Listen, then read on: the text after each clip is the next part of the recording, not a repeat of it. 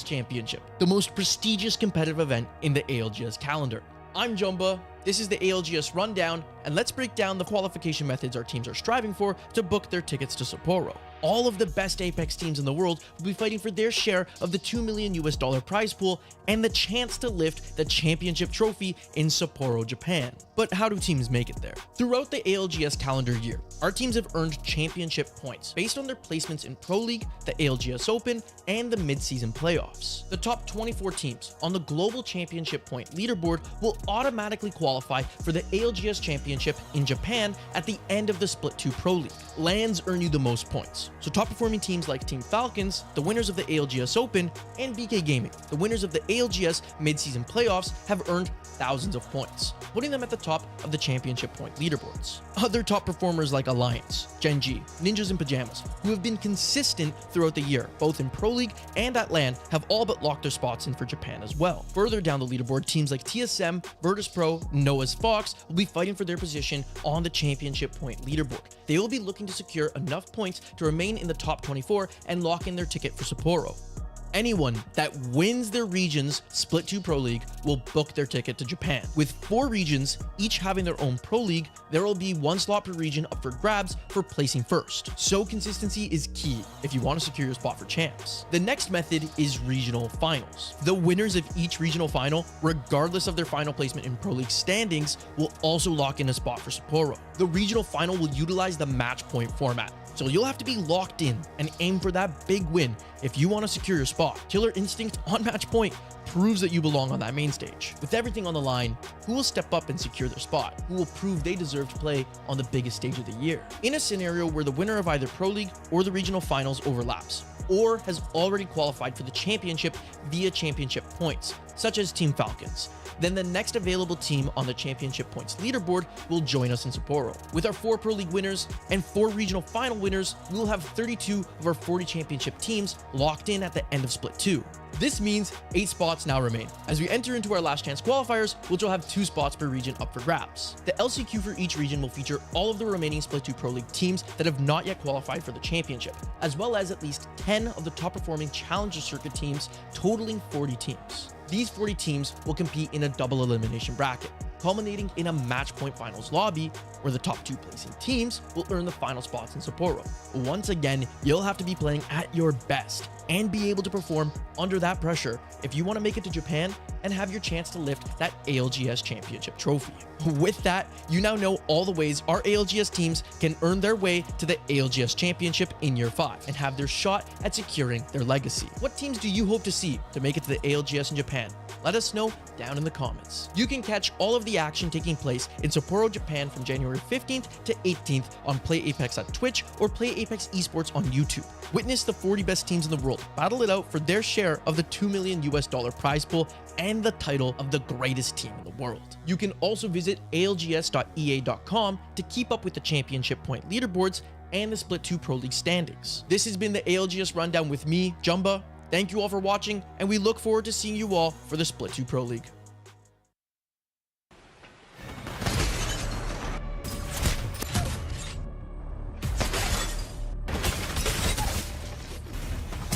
They get absolutely destroyed. Whistler connect. There's only one member left inside those. They don't know it. It is here. BK Gaming. Nice. And it's a 1v1. Sorcerer. Shield swap. Isn't it enough? Alliance.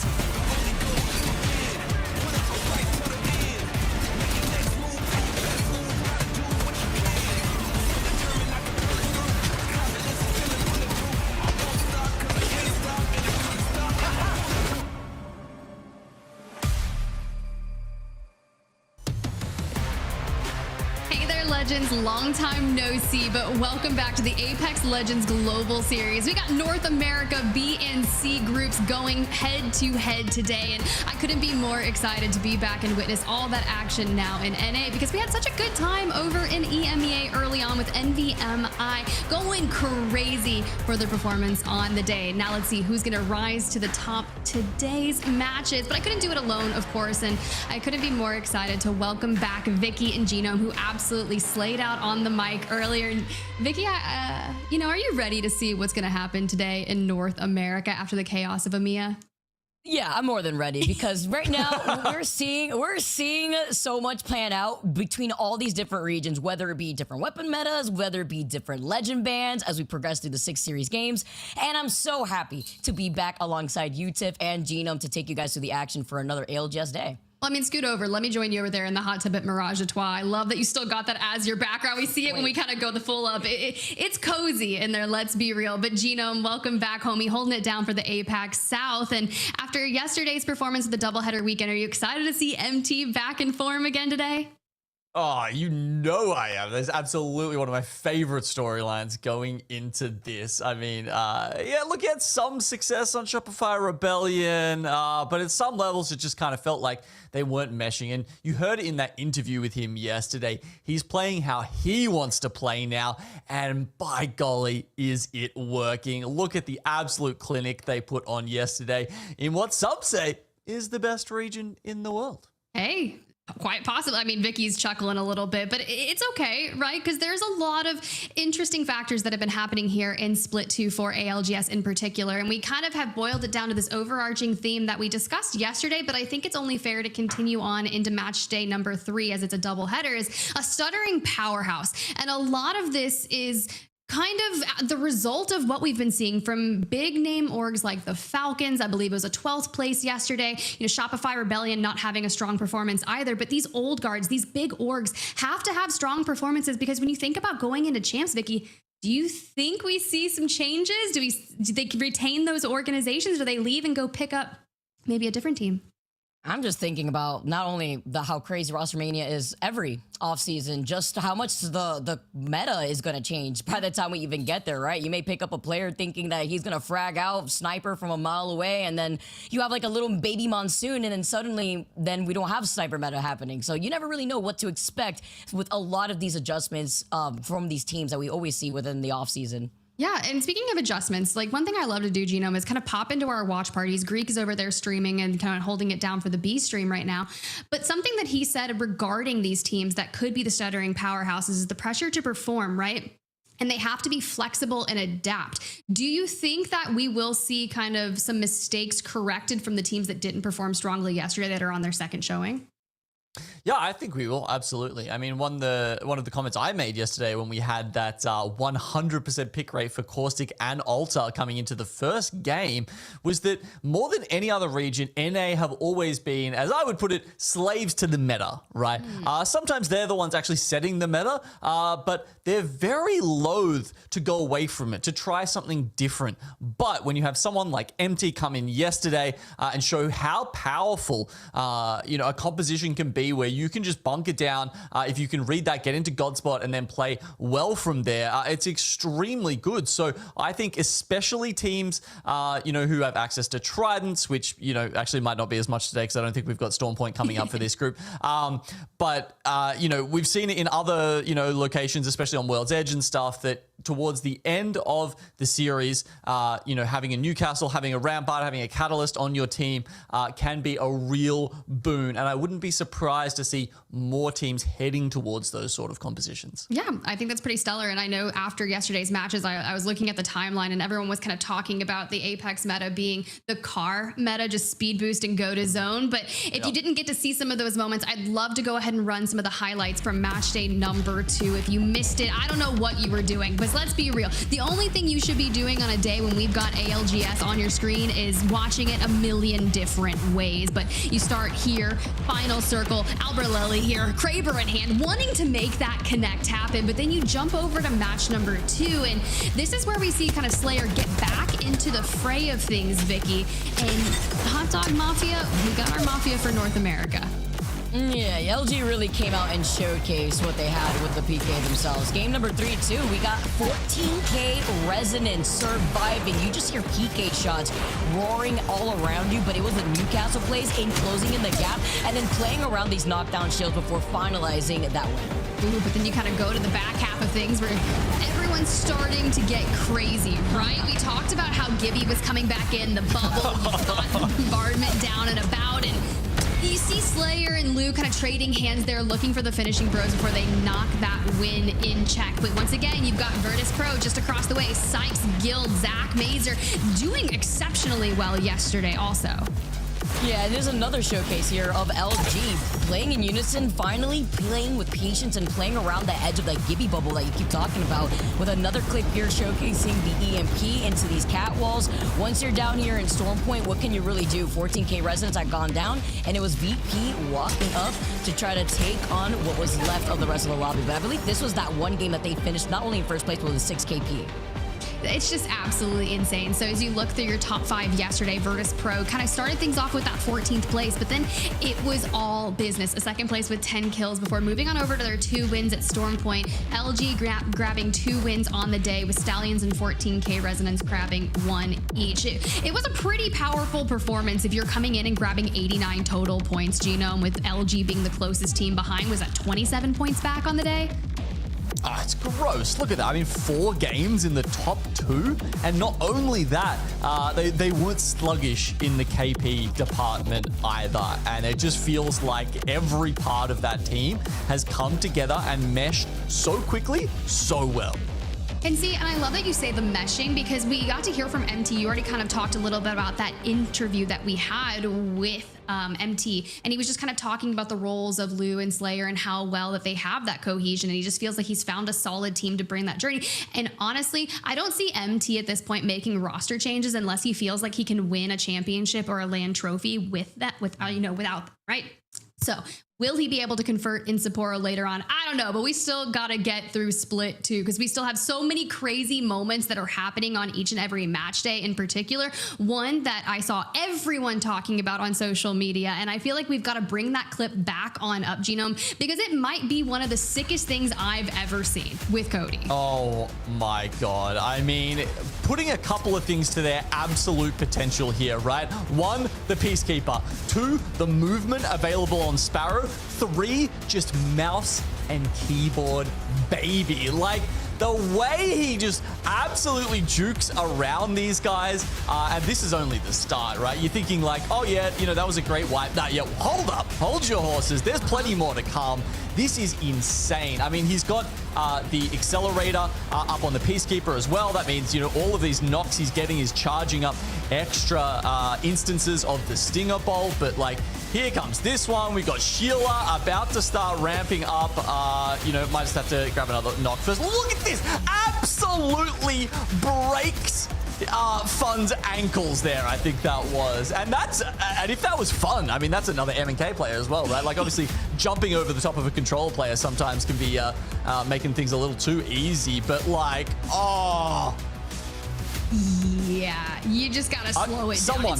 Someone, give me that man's sensitivity right now. Do you want to be able to replicate this? I was looking at this thinking, like, do you know what this looks like? This looks like a Yuka play to me. Like, yes. That's just showing the mechanics and the skill level. And honestly, when he posted this on his social media, listen to some of the responses. One in particular came from his Watson. He's like, one of the best players of all time has a full-time job.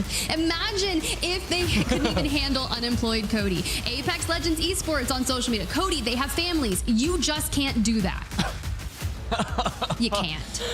Yeah, insane stuff. And I think this stat here that we've got talking about the top 10 weapons we've seen so far, speaks a bit to that as well. The Peacekeeper, actually, as the split has gone on, has actually been getting more and more dominant. When I was looking at the data from day 1, like in Apex South, for example, the R99 was actually neck and neck with it. But I think both the Legends and the Guns are heading more towards that direction. And the thing that I guess people are a bit up in arms about at the moment is just how quickly people are dying, right? The TTK was lowered in Apex in recent seasons.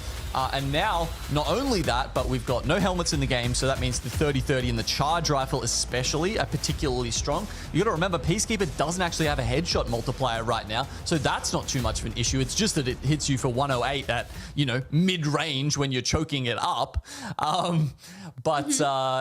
Yeah, there's just so many things that can kind of like two-shot you. And I guess a lot of the players are used to an Apex Legends where the battles are a bit more prolonged and you have more chance to sort of outplay your enemies in that way, and you don't get punished quite as hard for some of the mistakes. So we're just watching the players in real time basically figure that out and try and adapt to this new speed and style that you need in Apex Legends right now. Yeah, I think a lot of the up-and-coming players right now are just focused on adapting quicker than some of the teams that have been in Apex Legends for the past few years. That I'm not going to call them comfortable by any means, because you always have to remain flexible when it comes to competitive Apex, but you just got to adapt more quickly, unless you're already locked for Saporro and you're feeling pretty comfy here in Pro League. Regardless, whatever it is, let's go ahead and talk about the teams that you're going to be witnessing here today on mainstream. Groups B, Group C. Of course, you did get to witness Group C yesterday with Verdice Pro kind of coming out on top, MT, Slayer, Lou.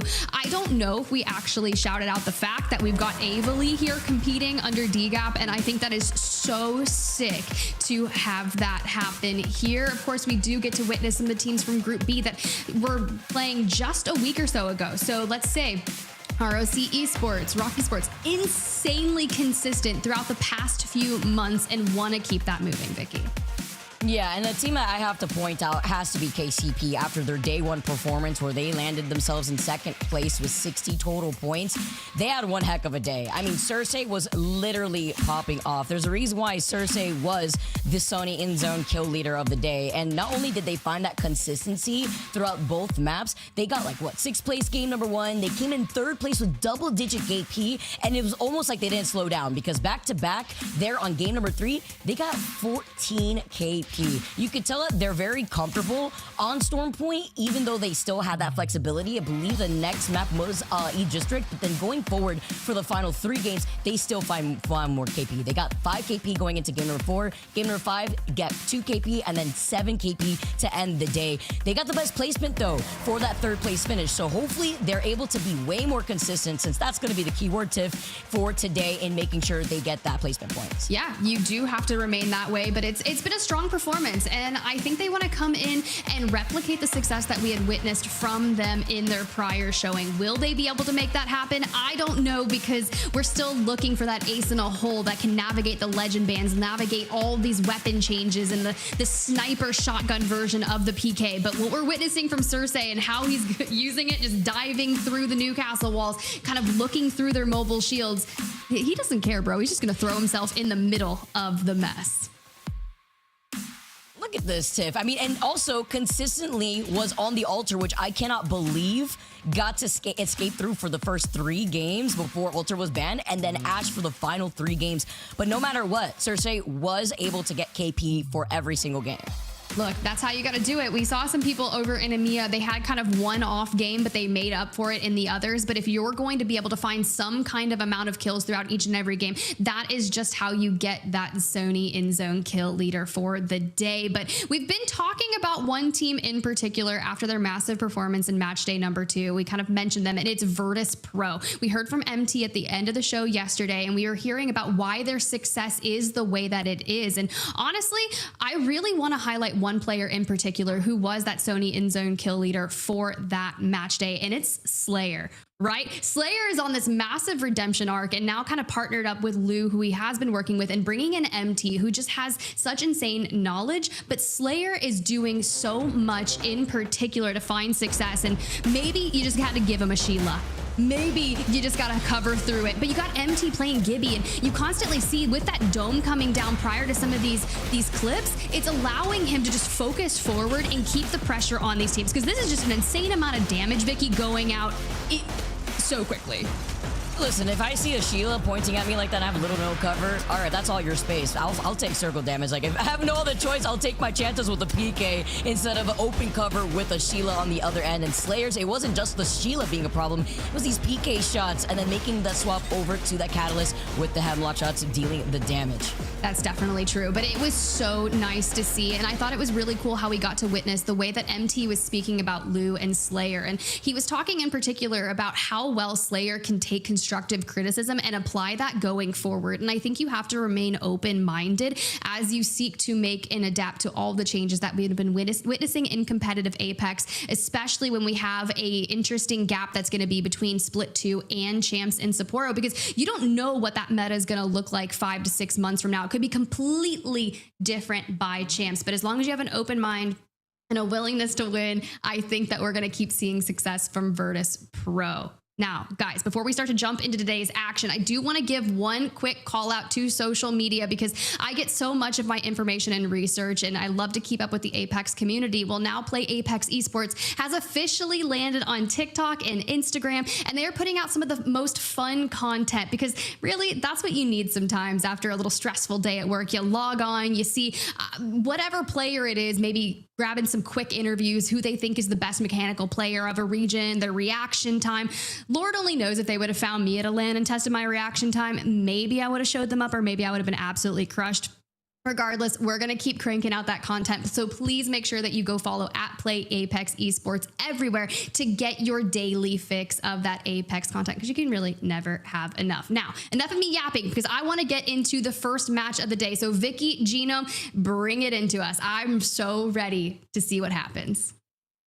Thank you so much, Tiff. All right, Genome, we're here. We've just exited out of EMEA. We saw the action go down, and now we're getting set up for our very first game within the Americas. Between the onslaught of PKs, between the Ultra Portals, the caustic gas traps, we get to see who's going to be able to make these adjustments, triumph through it all, because we're seeing a different form of these two groups. Are we going to see that consistency from the teams that were able to triumph on their first match days, or is there going to be a little bit of a sway now that we get to see Groups B versus C?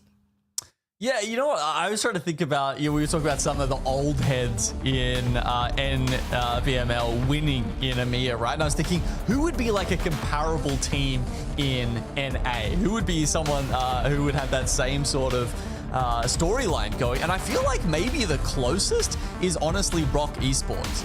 And obviously, they're a little bit further along on the come up by now, I reckon. They had a very good performance at the last LAN, at the last split. We started to really see them come into their own. But like Source and Vaxlon especially, I think, Deed's obviously a little bit newer to the scene.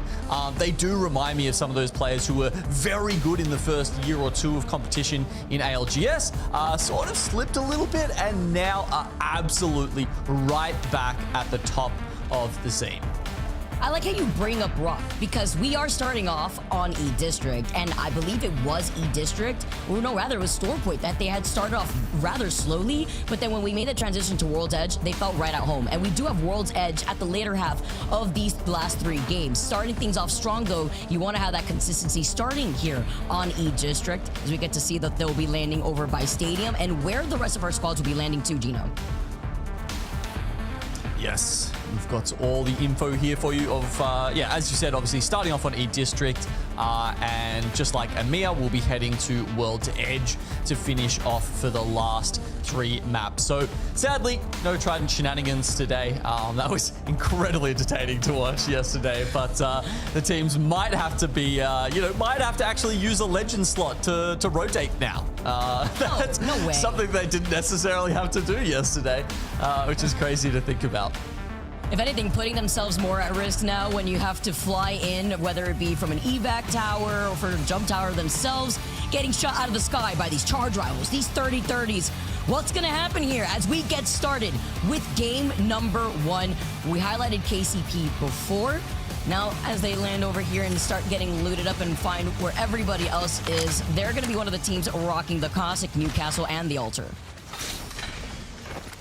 And if we, let me go find my dashboard, have a look at our first game stats. It is not going to be 100% for both. We have one team, one singular team that has elected not to play Altar. And as a result, it will be Caustic banned after the first game. He remains, only because of a coin flip, I may add, he remains the first ban across every region, across every series, I believe we've had so far in Split 2. Good. At least after that, we won't see this again. All right, anyway. Such a hater. Such a hater. You know what? It's the fact that he is so strong and the fact that we also have E-District into the first 3 games. Can you imagine with all the buildings that you have, not having a Caustic, and the fact that now there is no Caustic v Caustic violence, right? So now the Caustics, enemy Caustics get damaged by the other Caustics gas traps. There's no amount of like free space that these Caustics could take up. That's why sometimes you see a Crypto thrown into this lobby, which we actually have a few of, because with so many different Caustics here, that EMP is going to delete all the hard work of setting up those traps. It's tough sometimes, isn't it? I've put all this work into this, and this guy just comes along, presses one button, and suddenly everything's gone. What is that about? All my hard work for what? I try to make this look like a Picasso painting. Now drop though. Seeing the res coming out right in front of them, they wanted to push in on this space, saw the res can't come out, so ended up backing away. You don't want to overextend here at the same time. And that's also what you see a lot of too, Genome. It was the fight for the Evil Harvester that was right in front of them. And some players already with the purple, it looks like, as KCP looking to get involved. Okay, trying to dash in and away through some void passages. Kurev does actually manage to get up on top of the building. We can hear a res going off somewhere. Cruel Buckle down for the moment, though. A man who has had, you know, quite a bit of plaudits to his name very recently. He had such a great start to the split. We're hoping he is one of those names that we can look to in the future. Really start making that push and challenge. Who knows, your Hals, your Zeros maybe one day? Look, we're not quite at that level yet, but it's always nice when you see someone who's got a glimmer of potential, as Scar would say. Yeah, I mean, that's the whole thing. When we always talk about like the old guard versus the new guard, it's inevitable, right? With the duration that ALGS has been around, we get to see high-level competitive play for like the last 6 years. And now you have a lot of these young gun players. I believe Cersei may be 19 or so. And it's just the fact that you're able to build up so much of this skill. Now, with your time here in the ALGS, 100 Thieves now also pinging, hearing the fights happening right behind them, also trying to gatekeep that Evil Harvester that was right there, and more teams flying in. It's going to be DMG that have now tried to find their landing. Oh no, Future Streams. Cannot get his way up the zip line, and that's going to be DMG going down first. Nice work here from Oblivion. As we head into this little spot under here. I mean, look, there are some ways to get into this with the void passages, but as far as, you know, sort of bunkers go, it is one of the more consolidated positions in all of E-District, honestly. Unlike a lot of those little shop fronts, little marketplace, you know, situations where you can just get surprised by a void passage at any given moment. Especially with the amount of teams here that have been rocking that altar. Blinkster gets hit twice, is left one shot. 5-star in the back. Get to see them healing, though, on the other side. Just looking to see if they need to get any more extra loot before they try to engage. It's going to be a lot slower with the amount of Caustics that you have in the lobby. Nobody really wants to overextend unless there's that one opening and getting that knock.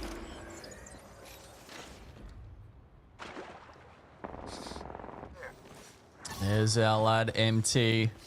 Starts off on the altar, plays more of a frontlining role, and then later on in the series can expect him to switch over to Crypto, a character he has had so much experience on, especially playing with Shopify, Zainu, Koi. He was very happy to just take a back seat and sort of let them do the damage work, right? And I mean, frankly, he spent so long in that drone, Vicky. I was surprised he still knew how to play the game when he came back to Virtus.pro, because he, you know, he barely touched a gun in a year, it felt like. He's telling me he was an iPad kid, basically, here, just sitting by. Oh, yeah. All right, I see it. And, you know, now finally being able to play the game. Gets to let him shine here while we get to see Shopify on the edge of the zone. Waiting for them, looks like Legacy on the edge, up on the high ground. While Koiful starts moving forward, though, we did see that the ring will be pulling over right on the north side of Stadium. Nice shots here from Zainu 2 with the 30-30. No stock necessary, and clean 104 here before they wrap over to the left side.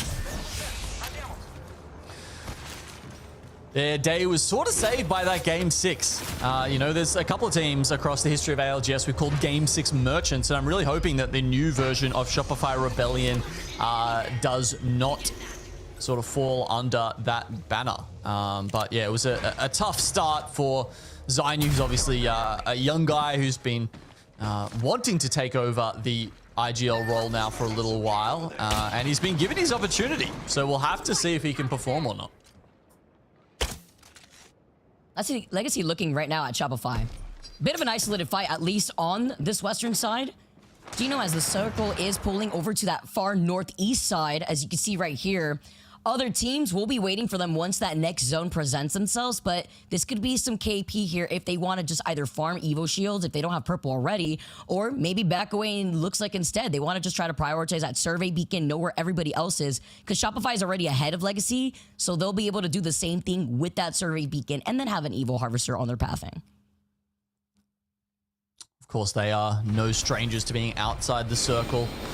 Zainu and Koi at times are most comfortable when they are farming kills far away from the center of the action, at least in the beginning stages of a game. We saw Team Inferno there, unfortunately, only with loading in with a duo, but 100 Thieves, they were at risk of being a duo at one point. Unfortunately, Jen Burton is still trying to get back into the country, so we will have Bronzy, their coach, just stepping in for him at the moment. And look, honestly, he's not been doing a bad job. As far as subs go, Bronzy has got some pretty big shoes to fill there. It's hard, especially when you have to really be flexible when you're already 3 days into the Pro League.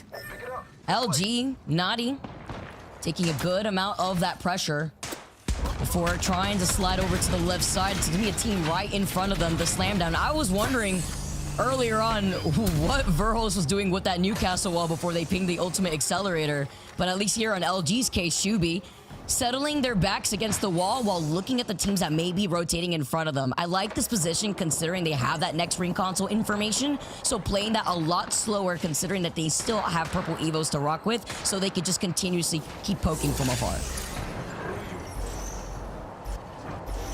Here we've got DGAP. Unfortunately, James Field is going down, trying to pilot that drone into enemy territory. Does manage to just nip the batter out of there. So hopefully the drone will be able to find a nearby respawn beacon as well. So cool to see Avali playing in the Pro League here. I actually had a look, Vicky. Do you know the last time I cast a woman in Pro League was, I believe, Split 1 2022, and that of course was our GOAT Winnie. Oh, Winnie, of course, Winnie. Yeah, so she played two splits over in APAC South. She was a goated Gibby player, by the way, before she switched over to coaching. So yeah, really awesome to see Avali make it into Pro League this split.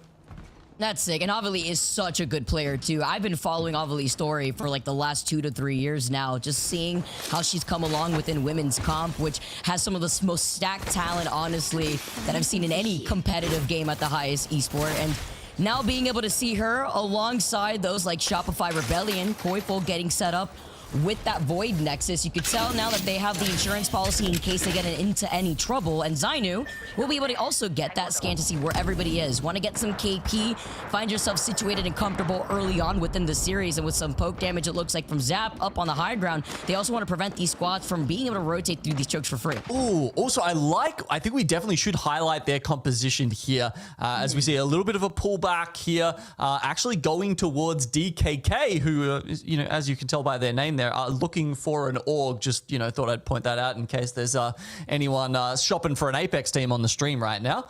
But yeah, so Shopify Rebellion, they're playing Edge, right? A lot of other teams in their situation would be pulling Crypto as their third, alongside obviously the you know, almost mandatory Alta and Caustic. However, they've gone for Sparrow. Now, I would believe this is because they believe in themselves and the firepower of all three of their members. They want to be involved in the fight at all times.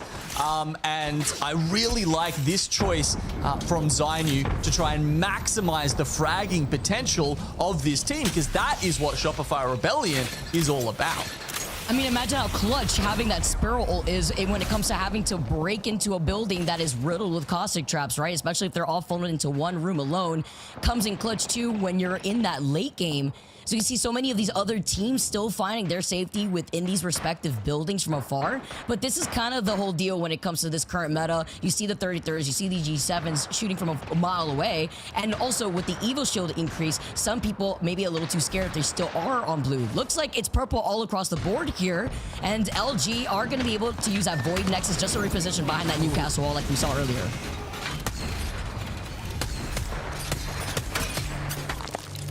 Yeah, just placing it down again. You can see, wow, Shubi has done it perfectly there, by the way. Any Newcastle stands out there are like giving him a standing ovation right now. You know, sometimes it's a little hard to get all three of the big portions of the Newcastle wall up, but he's done it. They're touching the walls around them. Yeah, look, he obviously played with Lego a lot as a kid. Yeah, you know, sometimes you can even influence it where you can try to force it to look like almost like a square if you use one of the pillars of just a building. You can get really cheeky with it. And you talk about angles, nailing it. VP still on the low ground with Kimchi being up on the high ground alongside Danmatic and being also one of the crypto teams to get some information up ahead. It's gonna be THUGGETS just trying to see where they could go for their rotation, for their pathing. And you see the crypto drone also trying to get awareness of if anybody is near the Evil Harvester, as Danmatic still on blue, but they call out Lou, who did not hear them, it sounds like, up on the high ground, and the EMP is gonna start off this fight with THUGGETS. Oh, the thermite starts hitting. I don't know if these reses are going to get off. Slayer's down. Lou's down, and okay, I don't know if we're going to call that one a caster curse, but VP, we don't find them in, I guess what I would call is their safe space, you know, directly in the center of the circle. They are well away from it, and unfortunately will go down in 19th spot. Very clean fight, though, right there. You know, being able to put on those thermites just to block out their exit, right, and clean it up as fast as they could. Shopify now getting involved here with the 30-30. Koifel holding down that one angle. They're trying to gatekeep these teams who now have to start moving in less than 20 seconds before the zone starts closing. And Shopify have those Sparrow trackers right behind them. You were highlighting how Zainu can now showcase that fragging potential from the Sparrow, that mobility that you have just to get out of trouble if you need to. See where they're going to be able to go next. I mean, the zone is pulling relatively close to where Shopify Rebellion started, but you know, they were happy to sort of move around and try and look for a couple of those kills earlier on. Haven't found any of those just yet. We do see DKK probably in the best spot out of anyone, as Stallions actually just try and slam a spot, and they may have found themselves one. For free in the next zone too, with DKK right on top of him. Rock, we saw Vaxon lighting up the feed but cannot pull off the shield. He gets taken down right afterwards. And now Deed staying alive alongside Saucer have to get into that next zone. They're so close, but they have to climb over these fence lines too. Deed's the last one left for Rock. Oh yeah, he's like, can I go this way? Nope. Sorry, another team waiting for you on the other side. Now look at Legacy Kingdom, all hailing from the rooftops now, looking at the teams that are forced to go not only out into the open, but playing off that over. Next Kidnap here from the Altar Void Passage too. You try to get tricky with it, but you don't pull it off.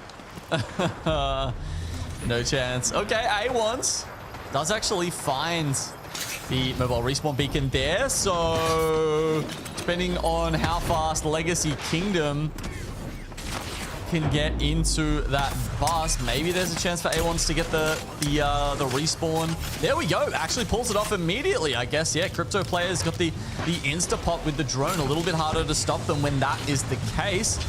This, of course, is LG, who's sitting right on the southern edge of the zone right now. They have to get through SR, a tough ask, and then probably Unreal Nightmare as well to make this next zone. And with 20 seconds left, Vicky, that gas grenade better be doing a lot of work.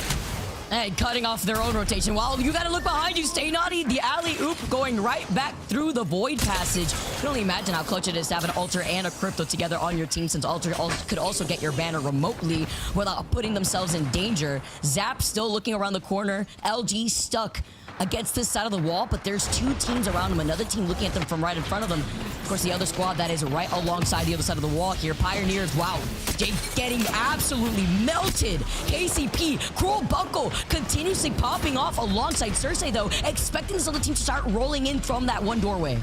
An upgrade. Rez does get off. Okay. Jay is back up. Nice little finisher there. And we are seeing the zone close. Pioneers, they will have to keep going. They need to move through Legacy Kingdom. They've got the start, but this isn't enough. They're still not in zone right now. Meanwhile, Shopify Rebellion mirroring LG as they both move into the zone. Unreal Nightmare, they were the gatekeepers, but they have been blasted open. That gate no longer exists. Oh no, and now you have no more shield here too. Stay naughty, backing away, trying to pop the shield bat. Shubi holding the corner though with a PK in hand and only 5 shotgun bullets in the reserve. But sometimes that's all you need in a final zone like this. 50 seconds, yes, left to close in. And they have to look in front of them, and then the caustic traps being hurled in the direction to the left and right. Oh, I mean, I think it's actually in some ways a credit to both SR and LG that they both made it into this zone without having to come to blows or have a full-on team fight just yet. But you see Pioneers want to make things a little bit messier. They'll take down 5-star, and LG and SR are at it. And it's LG who go down. LG going out with 4 squads left here. That caustic gas does so much damage. Sinus one shot. Cersei just needs to land one of these PK shots, but the knockdown shield's coming in clutch. They go through the void passage. They're trying to find him out. The fact that he is still alive is crazy. Absolute one. Actual one. Legitimately, like genuinely one. By the definition. Take notes. That is actually what one means, by the way. As Alberlele gets back to purple finally here after that one PK shot. Can he pull off this res here? They're hiding behind the caustic trap. Sinus one again. He gets taken out. Jay helping Alberlele out just in the meantime before Cruel Buckle now follows up with these Arc Stars. Pioneers talking about how great the start to the split was for Cruel Buckle. It might be a good start to the series too. Alberlele crouching behind this. Don't think he's going to last long. No, it's just KCP's game to shine. There's only so much you could stall out for. KCP are your game 1 winners. Wow, with a second to start off their campaign in Groups A and B, they come out, storm into a victory here in our first map on E-District. With 7 KP too. I mean, them being able to hold it down with all that chaos happening around them, the zone pulling over a canal too, where you have a lot of that high to low ground discrepancy as well as like little to no cover. It's hard to work around with. KCP, they're ready. Yeah, that's a banger game and a banger start for them. DKK, we were mentioning how they had a great spot in zone. Unfortunately, just lost one of those fights towards the end there. That's probably cost them a few points, but they won't be unhappy with a 13-point game. Stallions, who also had a banger start to the season or the split with a 3rd place yesterday, also do well with 11 points. Yeah, and I do have to highlight too, we were seeing Team Inferno. They were playing this out as a duo. Unfortunately, they'll be playing out as a duo for the rest of the day is what I've been told. Don't know if they're aura farming. I heard it was out of choice apparently, but yeah, that duo, unfortunately, they go down, but didn't go down first. They did go out in 17th. Hopefully they could put some points on the board. But then looking on the other side, Shopify too, holding it down while we take a look at our top 3. DKK LFO. Looking for Org. Knocked, dropped, and Keon. Finalizing that 6 KP for that first game. Yeah, our boy Mark Thieves leading from the front there. 4 kills. 2k damage for the squad overall is respectable, but Pioneers are the ones putting in the damage there with 4,000. A solid top 3. I mean, only 2 kills for Stallions is interesting, but, you know, they don't necessarily need to pop off if they can get 2nd place and grab the 9 placement points. Exactly. If you could stay consistent here on E District, when KCB, they came out of Galleria, they took that dub here. Got to replicate that when it comes to some of these pathings on E District, that some of these teams could get cheeky with it, especially with an alter on their team. And Caustic is exiting out after game number 1. So we still have her up and available for these teams to utilize for game number 2, which will come to you shortly on the other side of this break.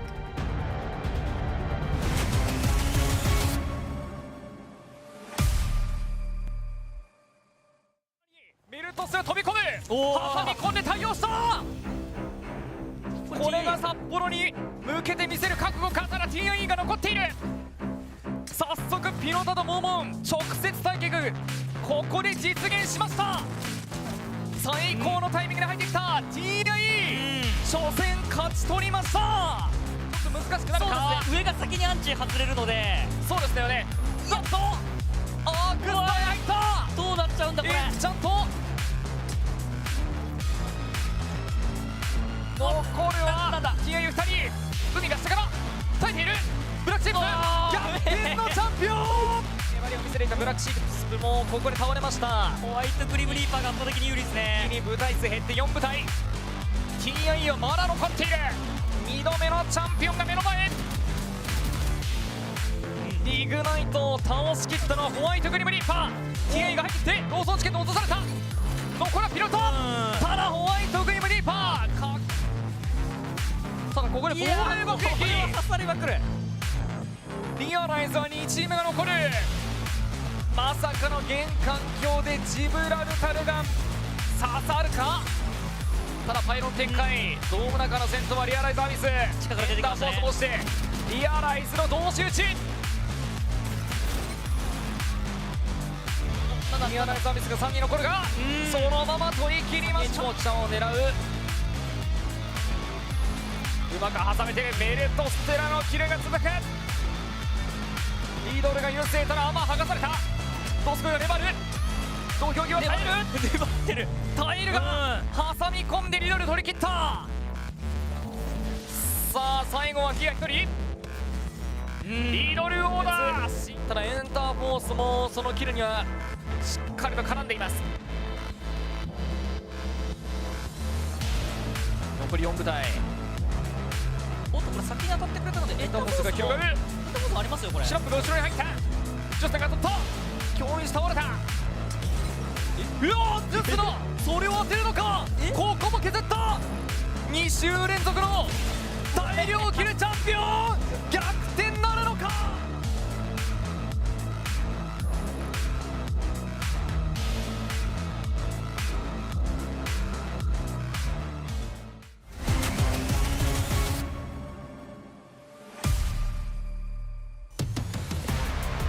Welcome back to the Apex Legends Global Series North America Match Day number 3. Dude, Vicky, honestly, game number 1 was pretty sick, and it's pretty clutch seeing KCP come out on top, in particular because in their first match showing, look, they got second overall. They're swinging for the top now.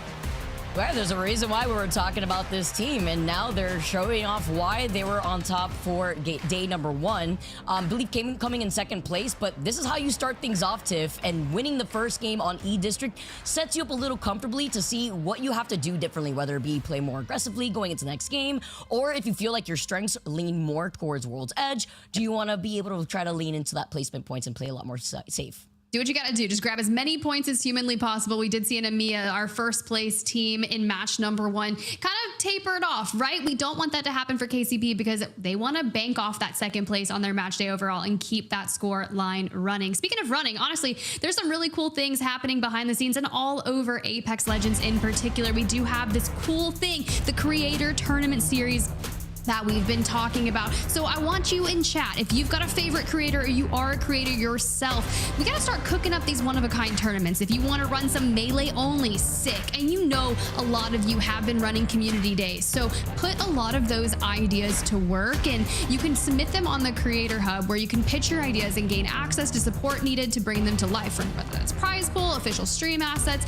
even social support from Respawn. We've got you covered, okay? So for all the fans out there, make sure that you keep an eye eye out for some of the upcoming announcements for these creator partnered tournaments. Look, I've seen so many fun ones. Actually, if I'm not mistaken, Vicky, don't you remember seeing a tournament back in the day where they had some of those legend bands implemented before it actually got brought into ALGS? Yes, oh my gosh, you just brought me back. I'm telling you. Yes, I do remember that. It's just because I've seen so many, right? I've had so much fun participating in like hide and seek tournaments as well.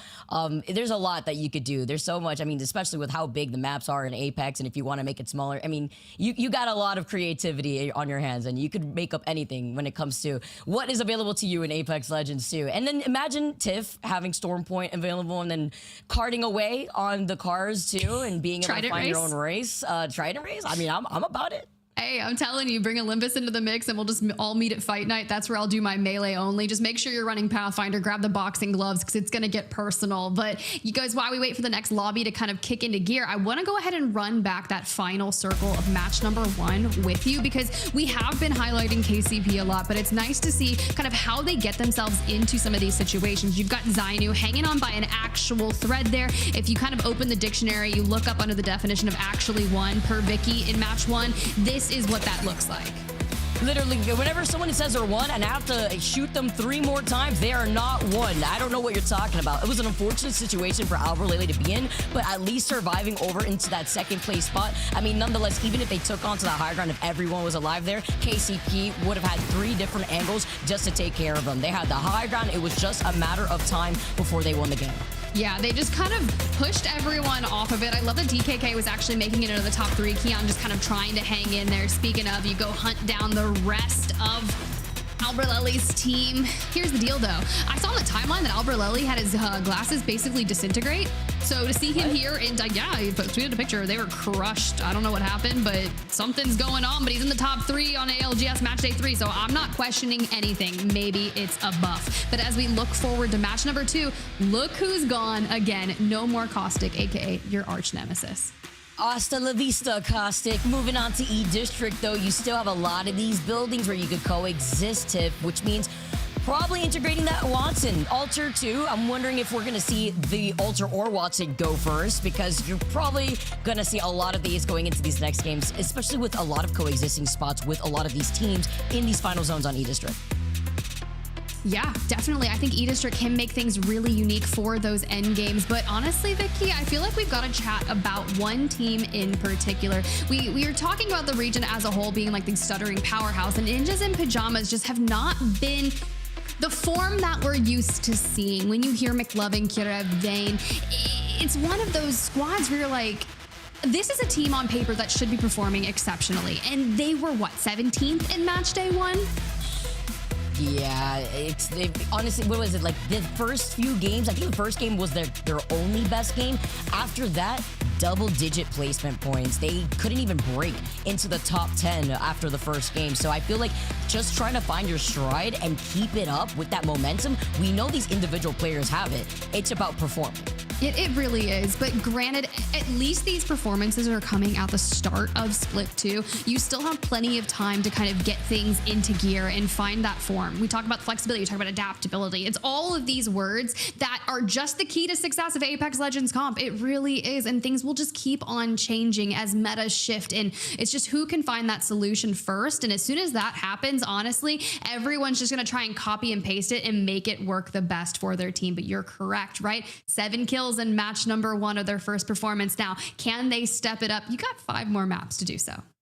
Exactly. I mean, at least after this first game, they did get 4 KP, but it's the same problem. They are lacking the ability to rotate to these final zones. I'm wondering here if it's just not been the pathing that's worked out for them and in terms of their POI and where they land and who they're running into, or is it an Evil Harvester pathing issue too? A lot of these teams, as you just saw in that first game, or if you've been witnessing it in your own ranked games actually, it's a lot easier to camp out these Evil Harvesters now that everyone has their own respective POI drafts. Yeah, and those are one of those things where you love doing VOD reviews. It's hard for us to follow one team from start to finish right here on main broadcast, right? Because we're focusing the entire storyline. But after these days, that's where it's great to look into some analysis and be like, okay, this is where their hangups are. But that's something that a team has to be able to do after their first match day to correct any mistakes going forward. But since they're facing an entirely different group today, maybe some of the mistakes and tweaks on the rotations that they're looking to make actually aren't going to pan out until we see them take on the prior group again. Yeah, if Vayne is popping off like he is today, he's the one that made up 3 of those 4 kills. He could really shine being on the altar. He was on the altar for game number 1. I'm expecting it to happen again for game number 2. You stay with that consistency like we saw with Cersei, and it allows players to also not really focus on having to be that flexible, although being flexible is what would make you a better player. You could still lean into what you're comfortable with if the legend that you're using isn't banned for that specific game. Yeah, exactly. And one Caustic banned after match number 1. Who is going to be banned for match number 2? But chat, thank you guys so much for hanging with us. We did officially have a lobby restart. So what we're going to do on our end is cut to a quick break, get everything teed up, make sure all the players are located in before we drop into the action to keep everything fair. So we'll see you guys after this break.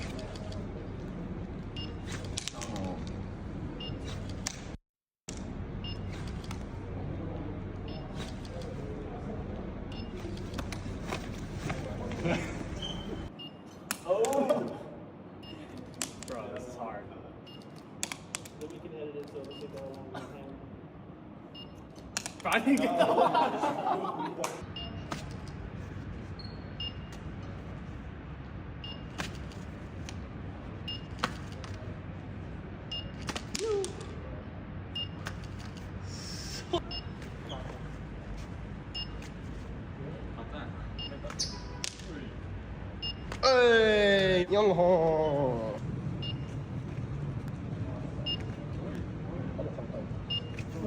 Welcome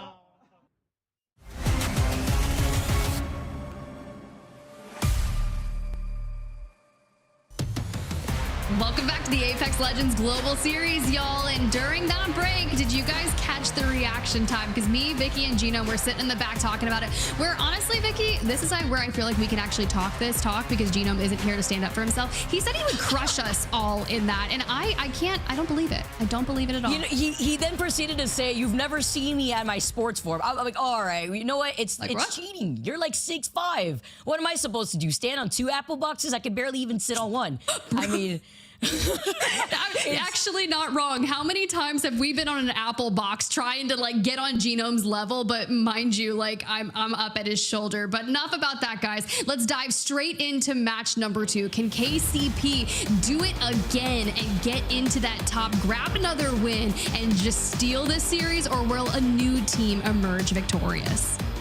Let's see. We had different winners until the very last game for EMEA. We could see a repetition here within the Americas, but KCP, we were talking a little bit about it during the break, Tiff, but Cersei has been really putting on a performance as someone who I believe is rather new in the IGL role, but still the IGL of Pioneers, who has been doing a very good job at calling out the final zone position. Yeah, I was doing a little deep diving because when I saw the coach's name, I was like, wait, maybe I'm not familiar, but this just goes to show you that in the 4+ months that I was kind of going through some life things and getting my own little legend locked in and returning back to Apex, is this guy has completely reformed this team, and his previous teams are like Ape Gang, 9 Lives, just teams that were essentially, I'm not even gonna air quote it, but like thrown together, that have just found the final form, and that final form is walking straight into another gifted zone, and we saw what they did with match number 1. Yeah, and I think I said that Cersei was like 18 in that first game. It's even crazier, Tiff. I was talking about young blood talent gunning for the old guard. Well, Cersei's 16. Okay. And not only has there been such a crazy performance from him thus far, but I feel like the character arc of him as a player is something completely different, right? He's been able to really analyze what he needs to do differently as a player to work alongside the rest of his team to be that shoe-in that you just mentioned. And seeing as a zone is going to be pulling closer to them over to that north side by Stallions, Electrodam has been a zone that we've seen plenty of times. And it's going to be brilliant considering Stallions was in that top 3 alongside Pioneers. You got DKK, I believe it was 3rd place overall with them, was because Keon was the last one going down right before they ran for Stallions. It could be the same thing, but if a lot of teams start to catch whiff of where this is going early on, they may seek to put themselves in God spot. This is the repercussions, though, of that quick rotate. Keon there, losing out a ton of his shields, trying to get those fences up as humanly possible to get knocked back up on their feet. Not gonna get the Jenny unlocked. Actually, you might have Jenny up soon.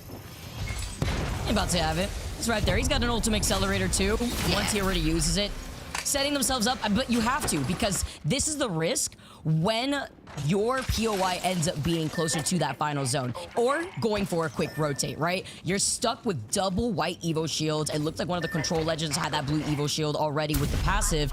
And then you have teams like CIMJ who are all rocking blue Evos. They're scouting through Energy Bank where there's a survey beacon, a rain console, play a little bit more objective. But on the other half, they still will be trailing behind Oblivion, who is already at Galleria also using these Evo Harvesters as part of their pathing. I love that we were talking about the timing that changed with all of the Evo Harvester, but we really haven't actually mentioned that, was it 15-second difference? And if you're trying to run to zone, your pathings can get shaken up just a bit. But regardless, you want to just keep on moving throughout. You can see just briefly, you got 100 Thieves in the area. Verdice.pro, we talked a lot about them at the top of the show, and they fell a bit early on, and geez, so crazy. You just glance on over, line up the 30-30, connect for 104 and run away. Okay.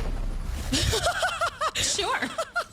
Wait, that is actually what he just did right there. I mean, it's about sending a message to you think you're in the best spot, and then you get shot once and you're already one shot. As Koifel, without the 30-30, just hemlock in hand, tries to get that break, following up with the burst damage. Zainu, unafraid, by the way, with the PK and the purple choke, hiding behind the other side of the planter before Koifel slides in to get the follow-up. Oh, okay, Koi. That guy might be like 20 or 30 HP, but regardless, it looks like we might seek to hunt them down. The last member of Legacy, it's going to be Keepstar, and there goes the redeploy. Going to meet up with Koifel on the other side. Will Zainu make this? Oh, he does. A little touch and go. Take notes. Always look up to try to get the most out of that distance here too, especially on these tough walls of E District. Could be a little tricky to try to angle that, but Legacy, being as low as they were, Shopify are not letting them get away. They are hungry right now. Zainu chasing them down. No time for respite as Legacy get taken out as the first squad in this lobby. Yo, Keepstar, I am sorry. I am sorry. We just witnessed one of the most gnarly things on broadcast. That was Zainu's movement, the redeploy to jump over the buildings, to just bounce up with the PK on your face. It happens. It happens. It's just the craziest part is you think you're safe, right? You finally get over the wall, you get away, and then you have both Koi and Zainu jumping on your head.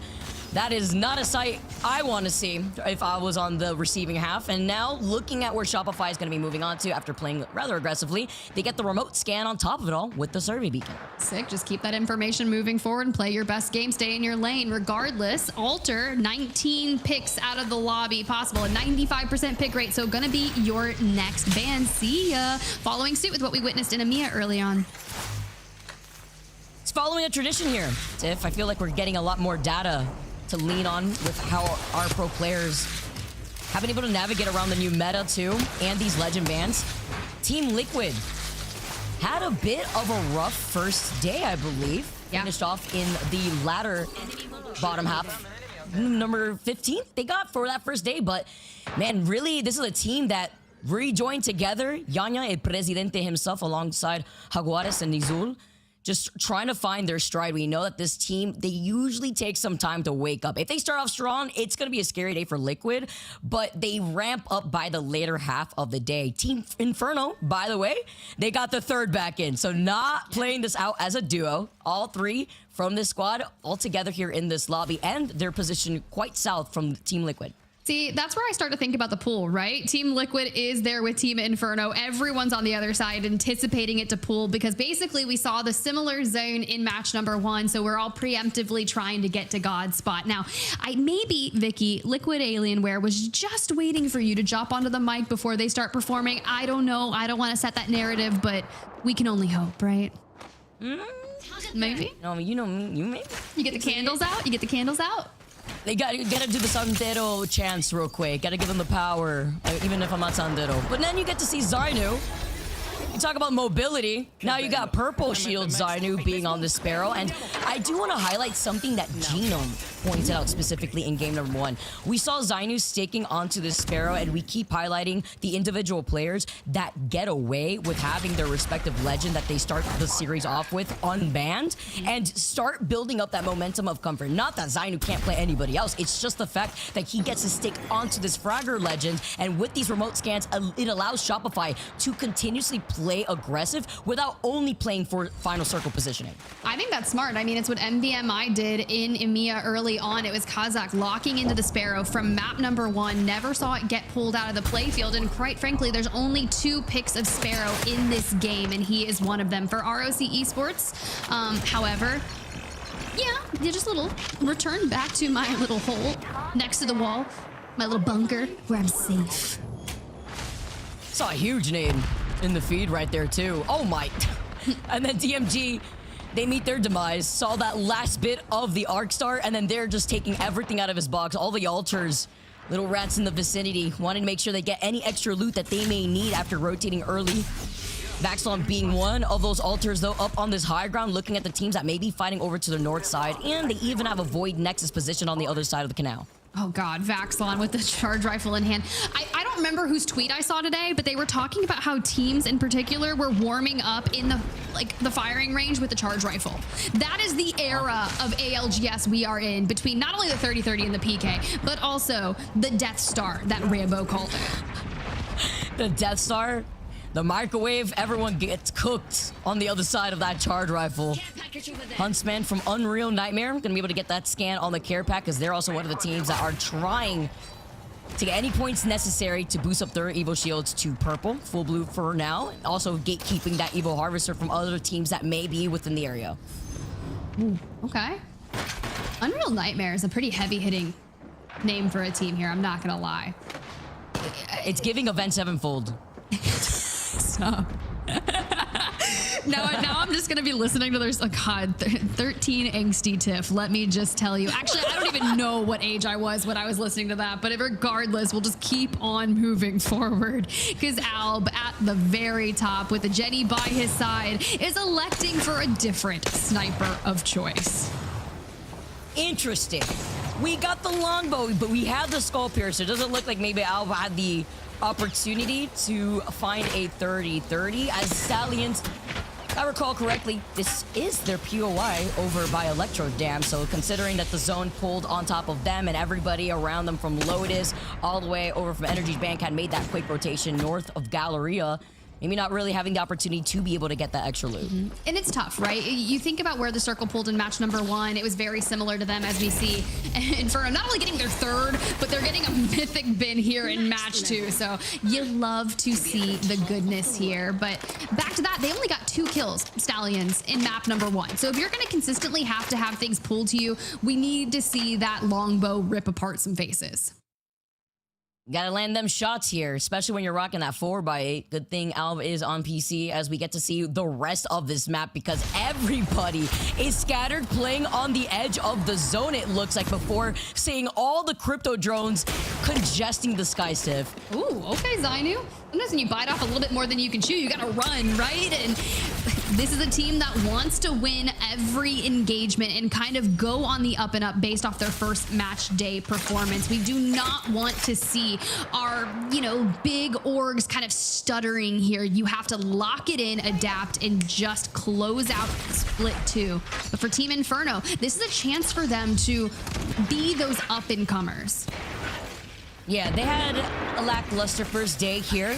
And now going into day number 2 and being able to get that mythic min, this is how you start building up that momentum. You want to try to frag out here, break through that Watson fence that's over to your left side, so that way you can try to clear this other side of the building. And already getting that knock onto Higuadas, they were neighboring Team Liquid over to their south for some time here, and now being able to get this mythic, they can finally start this engagement. Yeah, no longer going to be peaceful neighbors at this point. I got a triple take and it's got your name on it. We did get a nice look at that circle and some of the rotations coming on through. I saw ROC Esports flying into the dead center of zone. Not sure if they made it, but we know Liquid Alienware is out. Yeah, they are the third team, rather, to go out here in 18th now. They were only able to get, I believe, 3 points in total, as Zainu is the next to go out. Shopify turning around after trying to start this engagement. It's LG from the other side looking to try to take that Void Nexus. They get out right in time, right when all the nades are hurtled in their direction. Bro, I literally just draw a drop because I just see the frags coming on in the indicators, and you just get out. Sure, for LG, they lose out on Naughty. They are going to have to be a duo unless we can go ahead and grab homie Shubi, Jelly to themselves for now. Will be forced to retreat away from SR. LG still knowing that Shopify is right below them. See if they could try to pull this off. You have a minute, less than 15 seconds on the clock, and the zone is a little bit away if you consider the 2 to 3 other teams that are waiting for them around that next corner of that rotate. Oh, yikes. We tune away for 5 seconds and Team Inferno's out, so it doesn't matter if they got the Mythic bin. They're still heading back to the lobby, and Shopify Rebellion, after getting to full form, they decide we're not done with LG. We are going to evict them from that bunker, but just as quick as you land that PK shot, here comes the pressure. Through the tree we go. Someone else looks like they rolled on in to finish off Jelly and LG. Could have been maybe THUGGETS with an alter Void Passage, because they're actually on the other side of this wall. And yes, you could Void Passage right by where Koi is, to that right side, right behind that Newcastle wall too. So that could have been very interesting. I believe THUGGETS also had their own Void Nexus on the other side of this wall. So if maybe they were able to get a reset when we had seen 3 teams here try to collapse on one another. Shopify now are going to be able to come out from taking over Galleria. LG no longer in the vicinity, out of this lobby. And as they're going to be able to wrap around, they'll eventually meet up with THUGGETS. DGAP on the very top of Electro Dam, they will eventually have to drop down, but they want to try to control more of this northern space of Electro Dam, where 5-star Stallion still over on their POI, DKK, LFO, as well as VP are positioned. Nothing like just swapping out to the PK and getting a nice little upgrade before forcing your way Walking into the snow. circle. Slowly McLovin! We were just talking about ninjas in pajamas and how they just have not been able to find that form, but that is tough. He is not loving it. No, he's That was, not. he literally got two-shotted as they didn't even have to crouch walk, right? They literally just started slow walking, which, take notes, like, slow walking is so good. People don't utilize it enough, but James drops right in front of Serial Cat into his open arms as Ovely drops next here.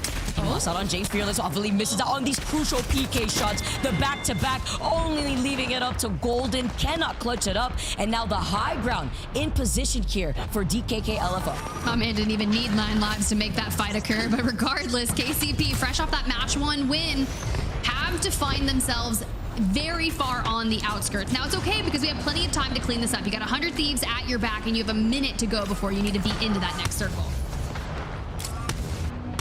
And take some shots here with a charge rifle. He wasn't even trying to track him right there. He let it rip before he could even aim down his sight. But you have to be careful. As much as you could try to beam them from the safety of playing by the bridge, they can beam you in their line of sight. And Ruck is also playing off that low ground, having to be careful to get out of the line of sight of Cruel Buckle specifically. And now 100 Thieves down to a duo. Oh, hey, McLovin's coming back. Maybe he is loving it. Well, he'll get to try again. 100 Thieves down to just a duo, and KCP still looking to bring the pain to the lobby. I believe they got 2 charge rifles at least, one in the hands of Cruel Buckle, one with Cersei. And they've just nestled themselves here into an open yet covered position where they'll remain. Oh no, Vax. Ooh. You may have woken up, you may have eaten good food and hung out with your cat, but let me just say that's very an unfortunate performance here in match 2. I don't know what kind of food will help you react to that charge rifle with a fire rate like that. You literally didn't even have time to put one toe underneath the bridge before you found yourself knocked. But the reset happens, it looks like, for maybe both sides here with KCP being on the high ground. Yes, Rock do get Vaxlon right back up, but looking down at 100 Thieves, neither of these teams could overextend. There's no cover out here on this river, and Rock have to play off of this one little lip to get out of the line of sight of 100 Thieves from the left. Vicky, there's 12 teams here. What do you mean? There's no, like, all the open line of sights for the end game as we just rotate based off the mobile shield. Zainu looks for a peek, but they're gonna have to meet the hands of Koifel. 5-star does fall, but the stun is gonna preemptively bring out this Newcastle wall, and they just have to keep fighting forward. Cruel Buckle with these PK shots and the shield swap. They need to get involved to clear out their backs. This is the time to do it with the zone closing in right behind them.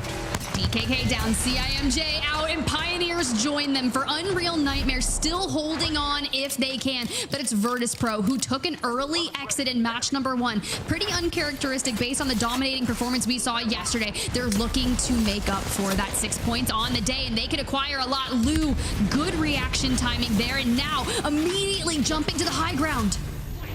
Oh, that's perfect. I love how VP's player positioning. They had one player there just in case he needed to get out, while Shopify Rebellion aren't meeting that same fate. Instead, maybe meeting their demise as Zap playing off the knockdown. There's only so much one player could do, though, in a case like this. The nade hurdled down. Zainu being able to pick that up at the very least. And now Fun alongside Monsoon, uncontested alongside this wall.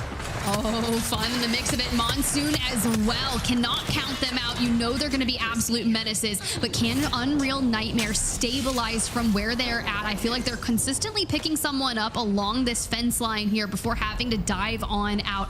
Elsewhere, you do have Verholst kind of covering where VP is. So once you move out from this cover, which we are going to be evicted from, it's going to be difficult because things are going to get mixy real fast. And now the zone's closing in, Tiff. These squads now with 5 squads left. MT's looking to try to reset if he can't get a shield off himself. Unreal Nightmare have the red P20s. Is it going to be enough against the PK? It looks like he gets a final shot. Blinks your one shot. No PK shots as it doesn't land on his head. Meanwhile, VP still down as a duo. Oblivion get eliminated and there's 4 squads left. Oh my god, 2 different isolated fights. The solo from Ape Gang just trying to hang on, but VP needs to finish out 100 Thieves if they want a chance at the end, but they fall. It's actually going to be Unreal Nightmare who take them down. down and continue on the dominance. 8 total kills for Huntsman. This is disgusting, but we see the res on the other side. Ape Gang's back to 3. Ape Gang ran back as a full trio and 100 Thieves get eliminated. Ape Gang had some time, but Ligatron cannot get it to cover in time. The EMP slowing down the action, allowing Unreal Nightmare to shine to take your next game. Your next Paralysis Demon live and in the flesh here in Split 2, Vicky. That was such a solid performance for them because it was looking really scary for them for a bit when they were sitting on that wall, constantly having to hit the res after peaking. But to be able to navigate that, win their isolated fight against Oblivion so quickly that the VP 100 Thieves fight hadn't been finished, giving them time to full send that as well. Insane. I love E-District endgames. I love E-District too, just as a map. I really enjoy watching it from our perspective, especially from high-level play. Unreal Nightmare literally played Unreal. I mean, give them the self-titled album, I guess, at this point, because they dropped 18 KP aside from that win.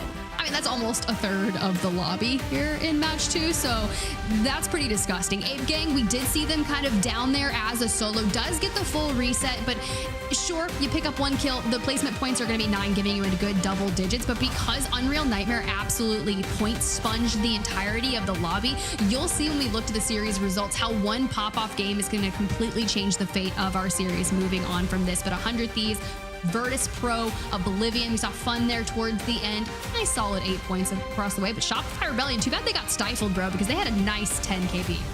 Yeah, they were looking good. It was honestly, again, that rotate. It was difficult to get through the open spaces that you had just to find some cover with everybody else who had made their rotate very early in the game over to that north side of Electro. Dang. Well, we kind of look through. We were talking about Ninjas of Pyjamas prior to this. They did get McLovin back in after we saw him fall to DGAP. But for Unreal Nightmare, the story's all about them. Huntsman, Davis, Rails. I'm pretty sure Huntsman alone had 2.4k damage of that 5.4k, bro. What the? That's crazy. Alter going crazy. Huntsman going crazy. I mean, wow. 10 KP, 2.4k damage. This man started farming. Game number 2 of the Americas ALGS.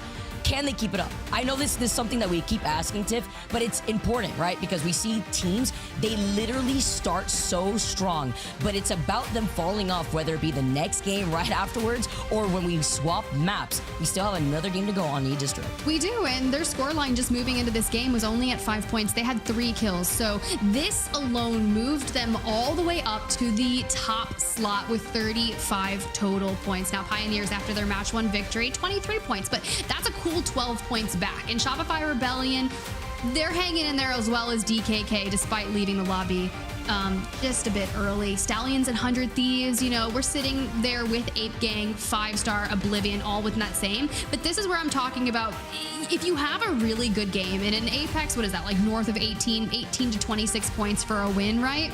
That's gonna move you into the top 5 in match 3 alone. But if you keep giving teams like Unreal Nightmare, Pioneer, Shopify Rebellion an inch, they're gonna take a mile, and next thing you know, you're gonna have a points gap similar to what we saw Virtus Pro do to the lobby yesterday.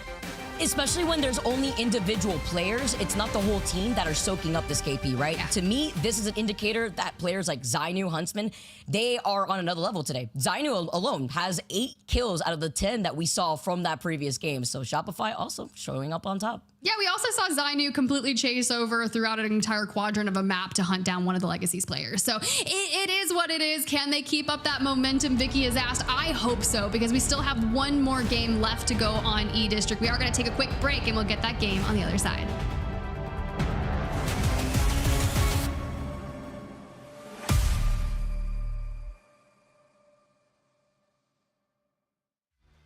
Tomorrow が倒れます。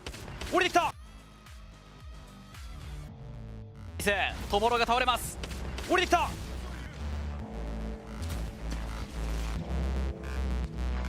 さあニュービーはどのタイミングで仕掛けていくか。リアライザービスが倒れる。アルネブかそれともニュービーか。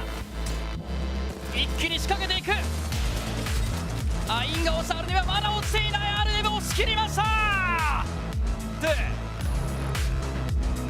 ニュービーもアインが落ちている。 SBI とのファイトになっているか。さあここでニュービー倒れます。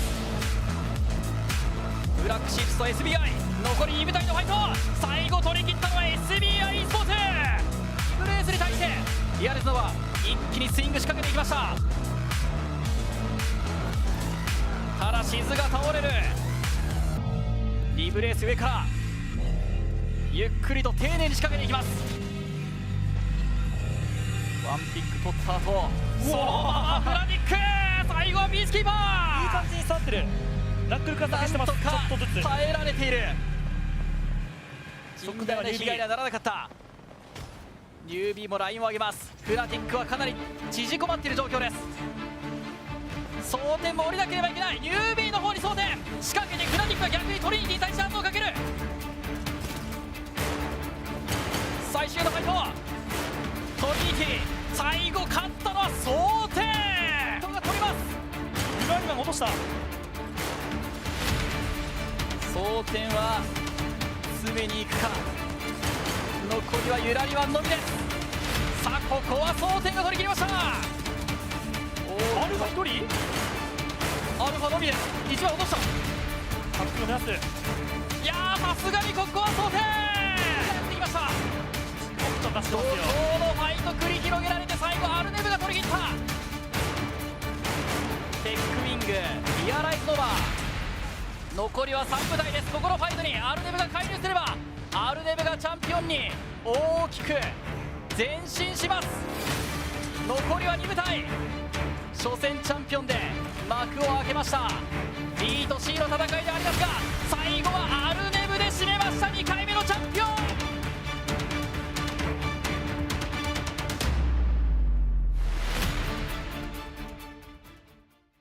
Sony InZone, the official monitor of the Apex Legends Global Series.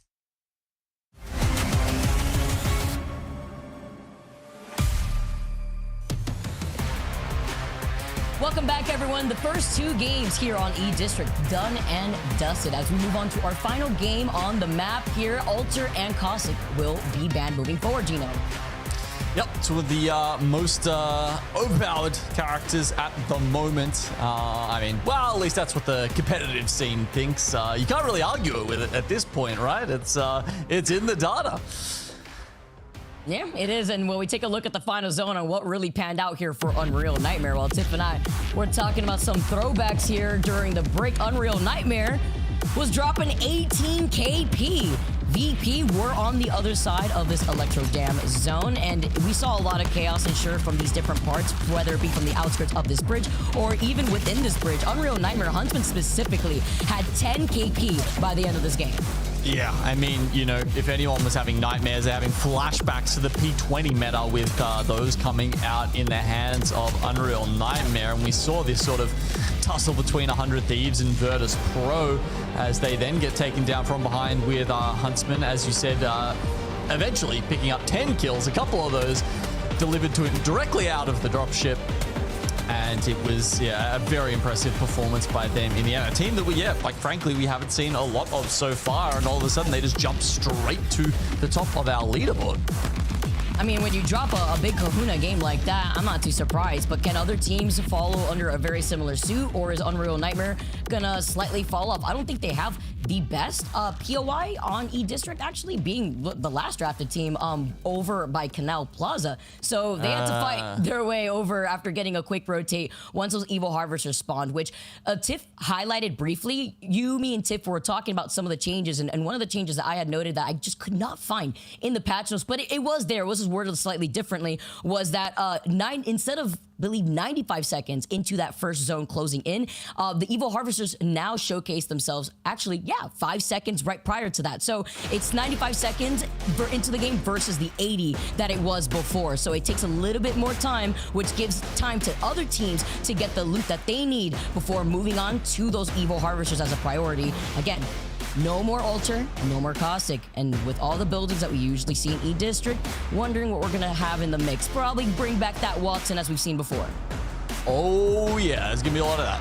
You can absolutely bet on it. I don't know if we've seen it drop in yet. No, not everyone has picked their legends yet. I'm sure it'll happen very, very soon. But if we're looking at the data, pretty much every single time it's been Caustic, Alta and Watson's first 3 banned. A little bit of shuffling in between 2 and 3.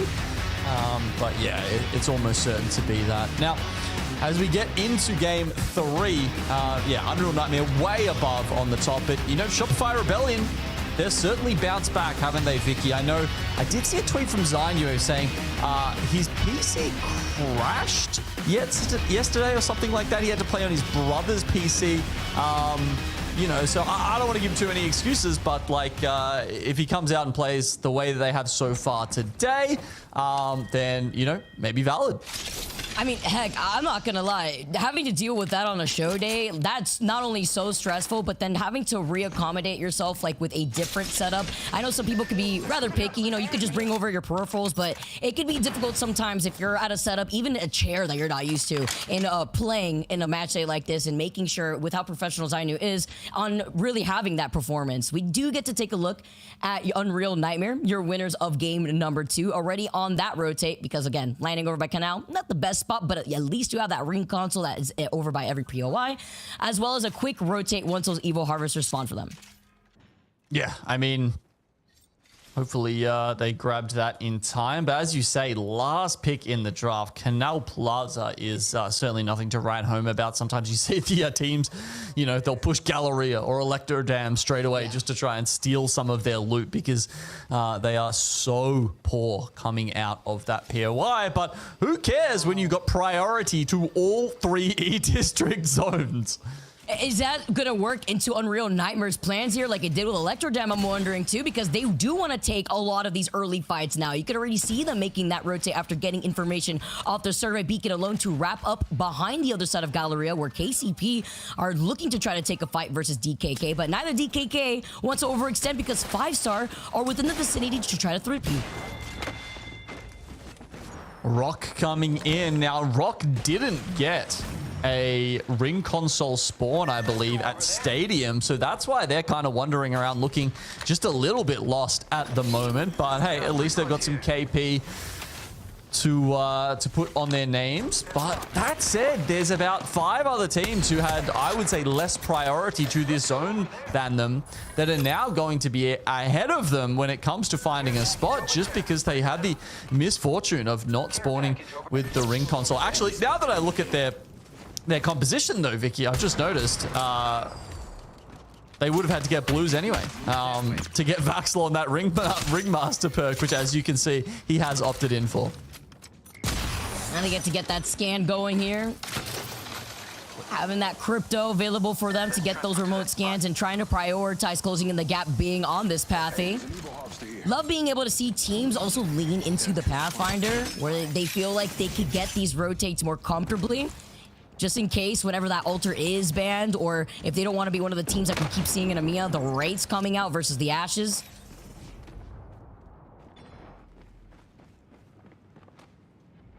There's squads too making their rotate. It's going to be Verdice Pro, already over by Energy Bank. And they're not alone, right? There is a huge pile up once you're forced to exit out of Energy Bank into that midsection that would lead you from the northeastern side of Energy Bank into Galleria.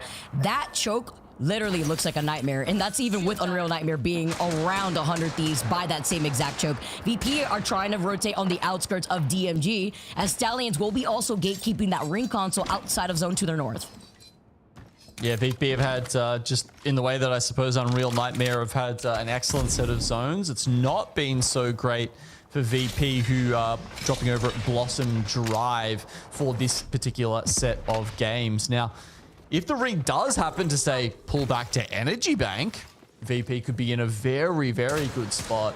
But they've unfortunately had to take their time, and they're about, I don't know, say 15th in terms of the teams just pulling up in that sort of zone 3 area. You have a respawn at least, and Shopify are still trailing behind Liquid Alienware, who have just struggled in finding their footing thus far. Koiful just beams the Newcastle, gets the crack right there as he trails behind them. And Zap, meanwhile, you talk about iPad kids. Well, now Zap is kind of taking the passenger seat right now and allowing Koiful to bridge up this gap with the portal after getting information with the crypto drone.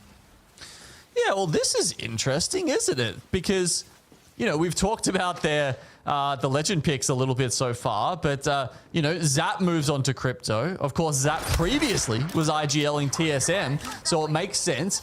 Just kind of like the way Waltzy does it for Falcons, you've got a previous IGL who has that ability to feed the right information at the right times to their team.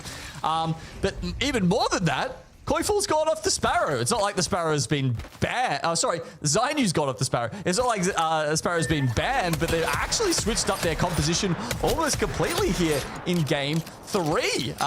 This one's a little harder to read, honestly. The Watson, Crypto, and Wraith composition. Why don't we have a listen in and see if there's any clues as to why they picked that composition here in game 3? 100 outside.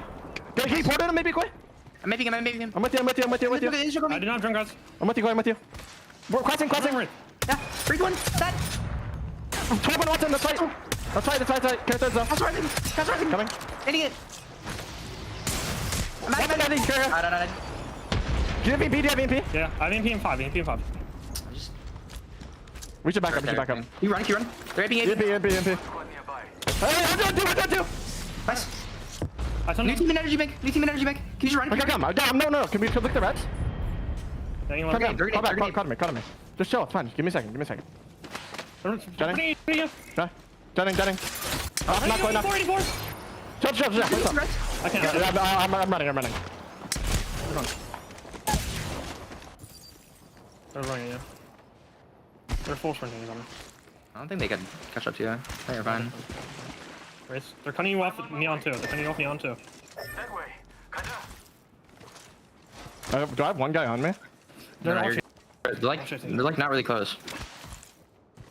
They wanted to start that fight so bad with Team Liquid, and it starts their demise thus far. At least with Zainu staying alive, he could try to get his teammates back up, and Team Liquid, they walk away as the victors of that fight. They're not even going to chase that one solo, and VP are within the vicinity to now rotate in Team Liquid's direction before they inevitably have to go through Energy Bank, where they'll also have access to a survey beacon. Interesting. So they pick up the Watson, obviously a more defensive character. They're still playing that same sort of, that same brand of Apex. Aggressive, on the edge, looking for kills. I don't know, maybe that hurts them because they don't have the initiation tools that you get from playing the Sparrow, especially with his ult, the Stinger Bolt. Kimchi getting that tether. Trying to yeet the nade to get the follow-up right afterwards. It's going to fail to land its mark here. You get to see the Wraith queue out at the same time while Danmatic looks behind them. The rest of THUGGETS now from inside the vicinity to make sure that nobody is going to go through that tunnel, while Shopify do get Zap and Quavo back in this game. All right. Not all is lost just yet.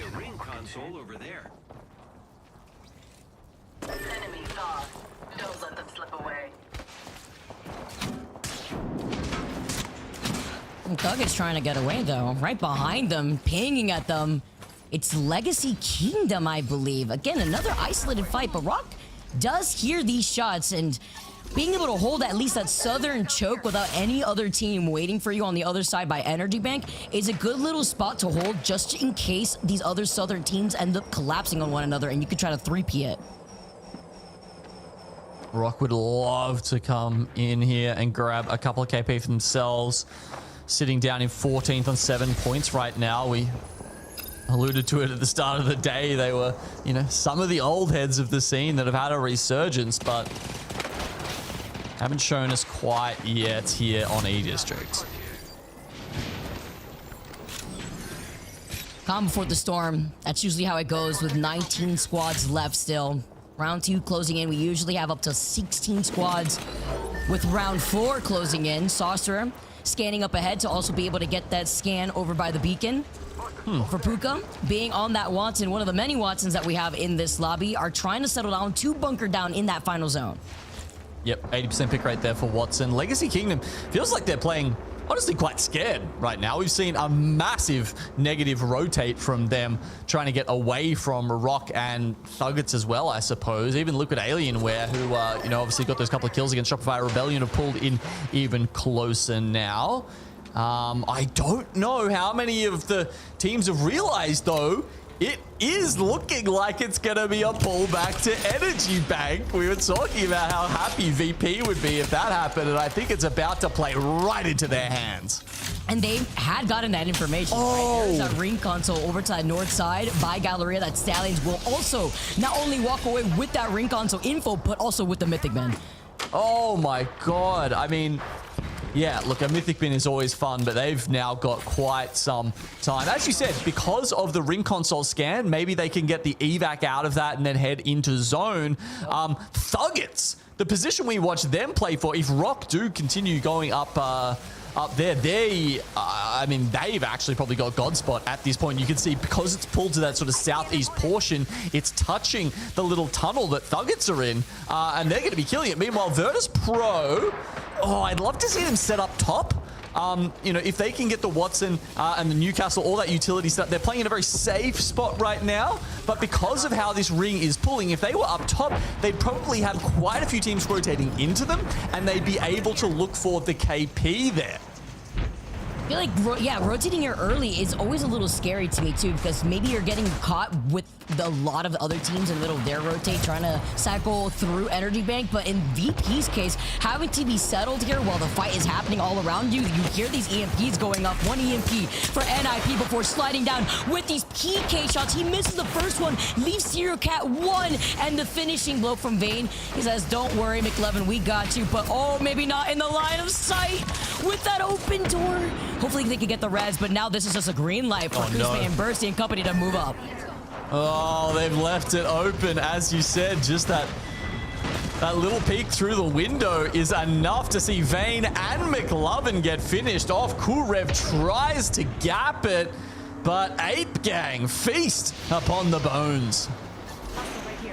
Will they be the only ones right now with Zainu only popping these syringes for now, trying to get that ultimate and gen on board. Koiful looking in both directions. You can see the Watson fences energizing these doors and just making sure you have these nades available to you so that way you can try to keep the pressure up through those open doorways. And now this choke that we were talking about before, it's a 3-squad pile up. Make it 4 with Team Inferno showing face. It's going to be THUGGETS, Ape Gang. They go down next and Team Inferno showing up to the party late.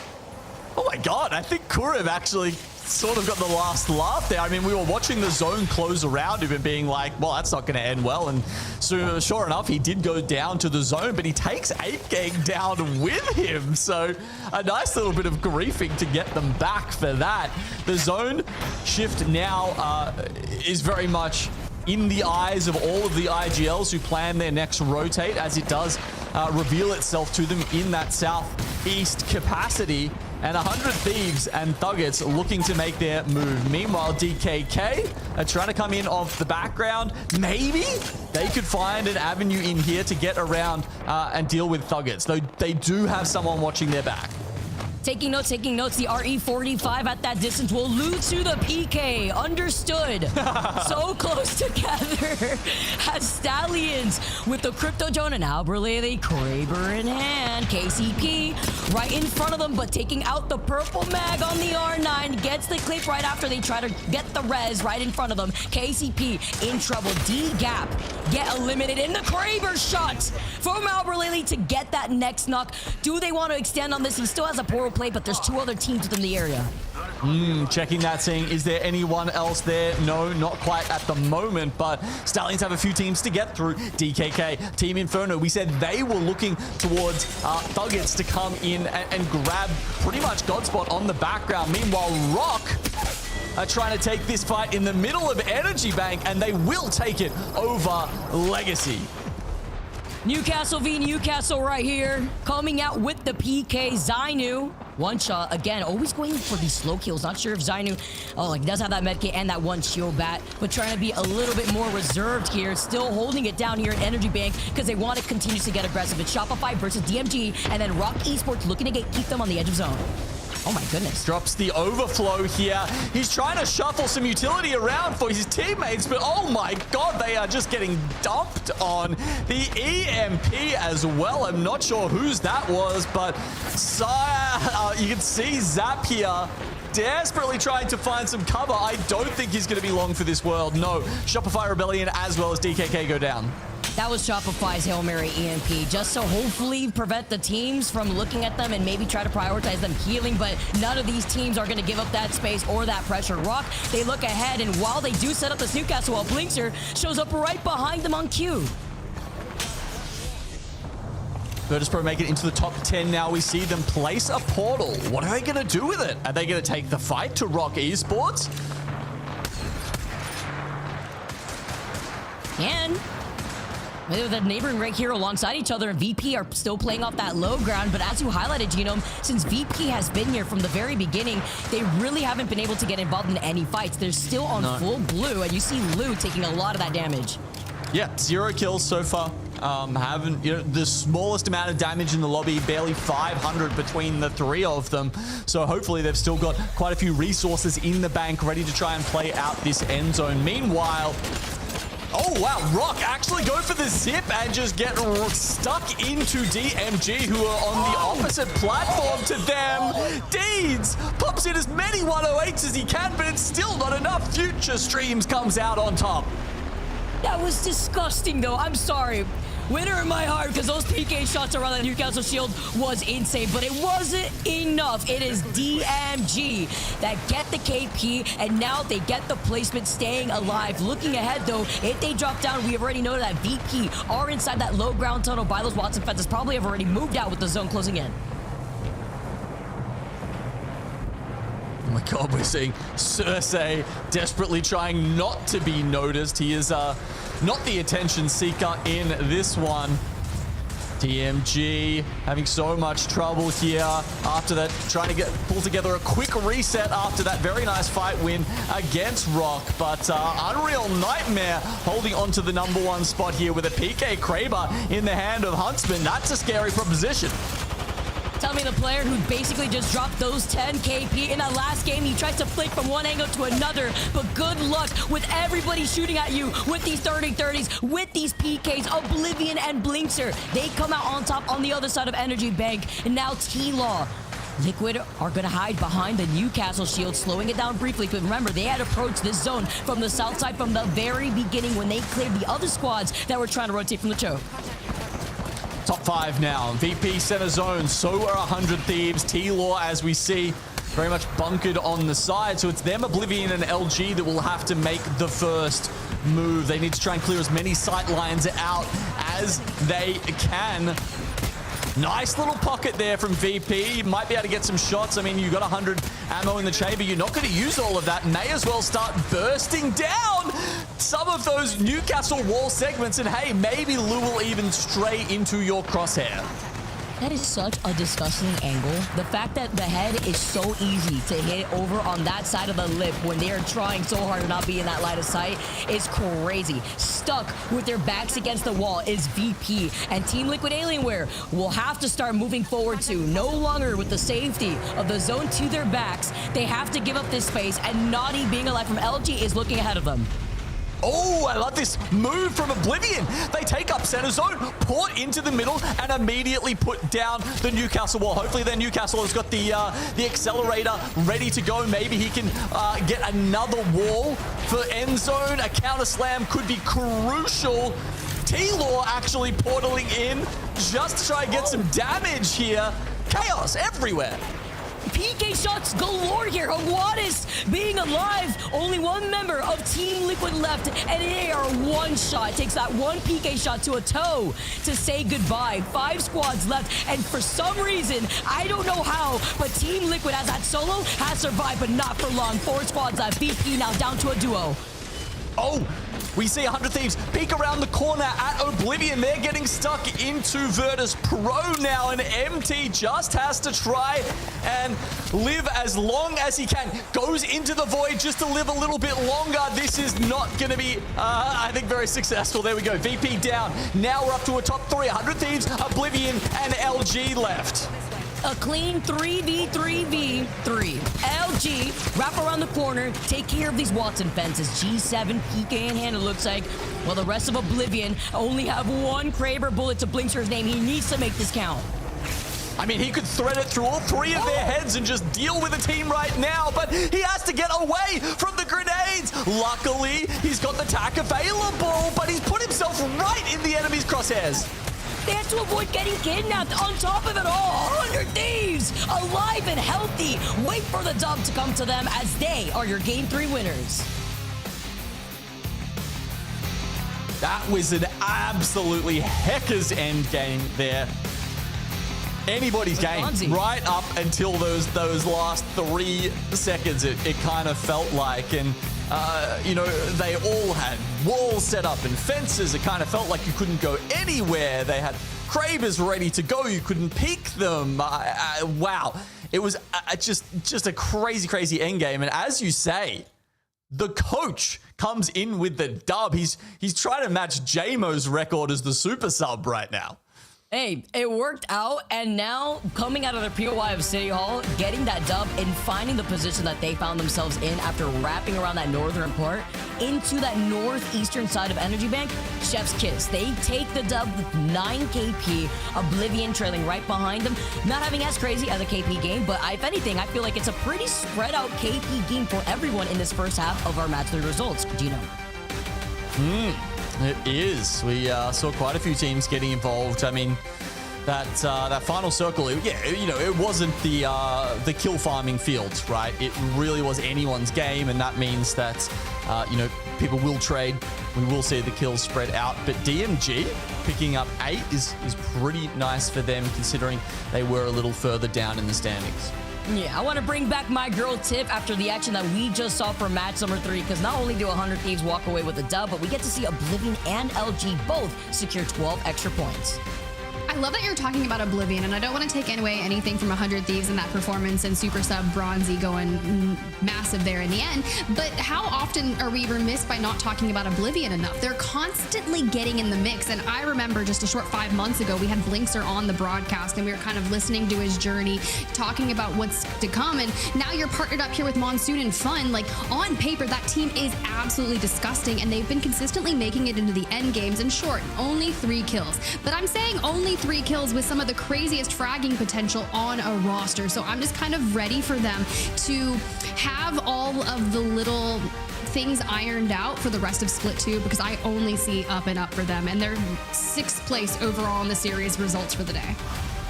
Yeah, they honestly just figuring out what they need to do. This meta just screams Monsoon for all the obvious reasons, right? Charge so just rifle? tap in, literally, like you tap into what your strengths are and you run away with it. And you have to do that though. And as that adjustment proceeds with the different maps, you have to find that consistency even when we transition onto World's Edge. Yeah, I think that's solid. And honestly, after Unreal Nightmares, like 30-point performance, sitting at the top there with 43, that should kind of give them a bit of leeway moving into our next set of matches to maybe have a pop-off moment if they really want to retain that full 25 points from a match day win, Gino. Yeah, exactly. If you've got 46, was it 46 at the moment? You are 43. You're guaranteed, I mean, maybe like a top 5 position with that. It's going to be very hard for these other teams to overcome. Certainly job's not done in terms of, pulling out a win for the day. They'll still need to add at least another 20, maybe 30 points to get there. But for a team like Unreal Nightmare sitting this far above the rest of the pack in North American Pro League, that's, I don't know if that's something necessarily they'd expect, but they're going to be very happy to be there right now. Hey, just lock it in, right? That's all you got to do. We don't want to expect the unexpected at this point, but that has just kind of been the theme of ALGS of, past. And I think that it's really cool to see that here in North America. But for those of you at home, we did have EMEA early on. We have a ton of action in this doubleheader. So here's a fun little halftime segment of what you might have missed. And I think Rain Day, it was maybe just yesterday, trying to maybe sound that out or said he wasn't going to sound out the acronym. Look, dude, I don't blame you because that sounds really tough. But I do want to highlight something that's going on in another area of the ALGS realm, the challenger circuit, right? You think back just a few months ago to the ALGS Open, there was one team in particular that was just dominating all across the realm. I heard whispers and it was Twerkaholics, and no, it wasn't like any Bob Burgers kind of dance going on. It was an actual team that was reaping the lobbies, and They made a crazy winners bracket run. I think one of the winners bracket round 2 lobbies that was happening over the likes of like NRG and a couple others, Furia, some powerhouses at that point in time, right? So of course they get into the finals lobby, they get about 20th place, but no, they begin their run here to Saporro in the challenger circuit because that team has never played in Pro League. You're telling me that Floating has never played a day in Pro League and yet absolutely caused chaos on LAN. So of course he wants to get back into that final form, prove that he can do it in a champs run. So can he make it to the LCQ? Can he qualify to Sapporo? I don't know, but you should see the tweet that he was talking about with this performance in challenger circuit, because I think it was triple-digit kills in one of the rounds. Actually, you know, here, we'll throw it up on the screen for you. I just feel bad for everybody else. Vicky, why do I feel like that's something you would tweet out? Right, you're right though, actually. It's just the fact that they were all farming, because aside from Floating having like 50 kills, Aveki is out here with like 48. So that is actually insane fragging. I mean, I'm wondering if maybe even in one of their tournament games, if they were dropping a 20 bomb or if they were even close to it with stats like that. Yeah, well, I mean, can I just point out one thing super yes. quickly, Tip, is I believe this was a 4-game series as well. Huh? I'm not like 100% sure, but like a lot of the CC rounds are 4 games, right? They're not 6-game series. That's true. So like just think about that for a second. Think about the highest score you've ever seen in like a Pro League game. It's like, you know, maybe 100, 120 points or something like that. This is 174 in a 4-game series. Just better, all right? Just get on their level, I guess, at this point. Look, we're all going to be looking for the next rendition of this roster moving forward and as we get closer to Sapporo. Honestly, keep tabs on their journey. I believe the finals are going on tomorrow, so if you want to make that happen, or hey, maybe you see it, you get inspired, and you're like, I could make people feel that way too. Well, try your hand at it. Of course, you can't register for the September 6th through 8th because that's ongoing. It's happening. You missed it. Grab your team, though, and look forward to the last 2 dates, September 27th through 29th. You can see that's going to close on September 24th. So you have plenty of time, about 2 weeks or so, to lock your squad in and try your hand at Challenger Circuit. And if that doesn't work for you, October 4th through 6th is another chance to get into the mix. Honestly, I've seen some really cool things come out of Challenger Circuit. Me in particular, like I got my start in Apex casting, starting with Challenger Circuit broadcast, just like 4 or 5 years ago. And I've seen some of those names that started in Challenger Circuit work their way up into Pro League, and the success that they've been able to maintain and get for themselves. It's really cool to witness, Vicky.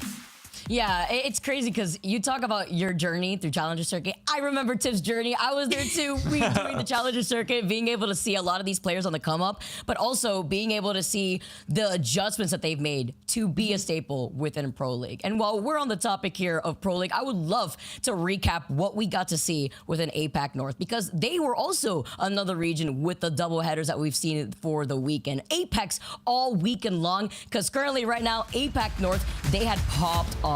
Ty kicked off the series with a win on World's Edge, and with that performance alone, it basically set them up to just outrun the overall winners of this series. Like, this game just helped them be in that driver's seat, and it was so close down to the wire before Ty was able to come out on top. One of my favorite clips, though, that I got to see over the course of the weekend has to be this clip. Black Sheeps pull out a 13-kill win on match 2, and they danced around the altar portal that we keep seeing very early on between EMEA and North America for our first 2 games. They get away with it here on World's Edge, and they literally void passage dance to avoid taking circle damage. I mean, heel offs are back. Gino and I were talking about it in the green room, and getting to see this chaos live must have just been crazy. Black Sheep's winning game number 2, and then for the final game, seeing the action unfold for APAC North, Enter Force 36 secured the final win of the series, leapfrogging Black Sheeps, and they stole second place right underneath them. Ooh, okay. I love seeing a PK. We talk about it. Maybe the players don't enjoy it, but it is so disgusting when you witness it done right. But then something that you said earlier when we were talking about these clips, Vicky, it's seeing the R9 still in the throes of it in that endgame. I love the R9. I mean, everyone does, right? It just feels so satisfying when you land that one clip before they could burst 2 PK shots into your face. As long as you're close enough out here too, and if you are very good at recoil control, you could actually beam from pretty far away with the R9. We get to see some of that within APAC, and we get to see our series results. Yeah, we had a good look at the series results there, but it was a double match day for them as well. So they had to play basically back-to-back because we did have B and C that wanted to complete their first round robin over in APAC North Genome. So I'd love to hear about how that went down for them. Yeah, double duty for Group C across the other regions. And yeah, they had some amazing performances there, especially Soten, Fnatic, a couple of teams certainly that stood out to me. Here we see Fnatic finishing off one of their games. Of course, UKF has had an incredible run across the last couple of years, winning every Pro League split in APAC North for basically the last 2 years, and he wants to keep that title going. And they're doing pretty good, but they certainly haven't got it locked in just yet. A couple of game wins today put them in contention for it once again. But there's some new guys on the block, and Soten, they're one of them. Kakaguri especially has kind of come out of nowhere for a lot of us. I think he dropped something stupid like 27 kills in one map, not even a day, a map last week. And that is one of the most dominant performances we've ever seen. Mia K, who's been on some other rosters before, like Noise Fox, Kinatrope, Riddle Order, has joined him on Soten, and so far they managed to win the day here with B and C, and are currently sitting on top of the overall leaderboard in APAC North as well. Oh, speaking of that, let's go ahead and bring it up and get a quick touch on it. I know Fnatic, they aren't particularly impressed with anything outside of first place. I think I saw a tweet on the timeline from one of the players basically saying anything outside of first place is kind of a loss at that rate, but that's just kind of the level of expectations that you have for a household name like that. And you can see not shy of the running just yet. There's still about a 10-point gap there, but Soten, Enterforce 36. When you've got new blood in the water, like you were talking about, Genome, Kakagori there being pretty impressive. I mean, I've heard Jumba talking about him being rogue with the EVA 8. We typically see a lot of PK, maybe a Mastiff sprinkled in, but that dude went rogue with the EVA 8.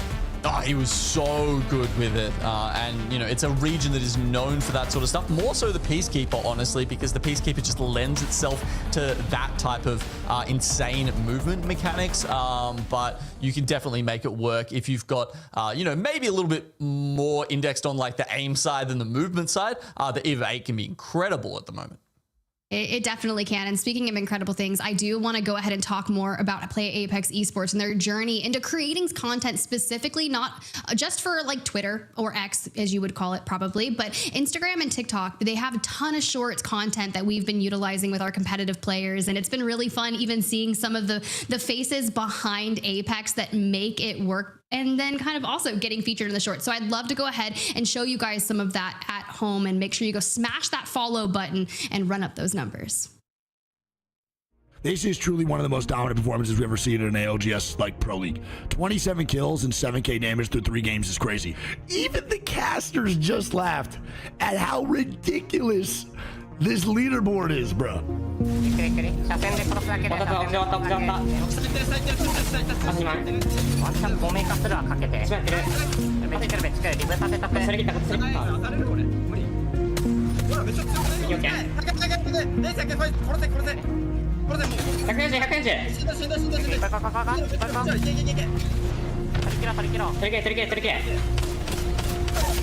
And Kakagori is looking for more.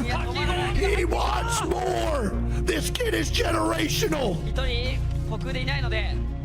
He's here to stay. He gets another 2.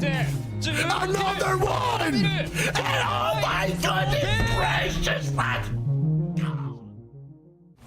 Charge rifle from distance though. SLR now having a look at this. The light's probably thinking, can everyone just chill? Just try to live our life here. Zipline Mafia will be dealt with, and Alliance say, okay, if we're not going to chill, who's next? Sadly, if you are the team that everyone knows is going to take that fight, everyone's going to try and capitalize on the damage that's being done, but Alliance are doing so well just to keep teams away here. Oh my god, Effect! Oh my god, Effect! 2 down! Only 1 remaining.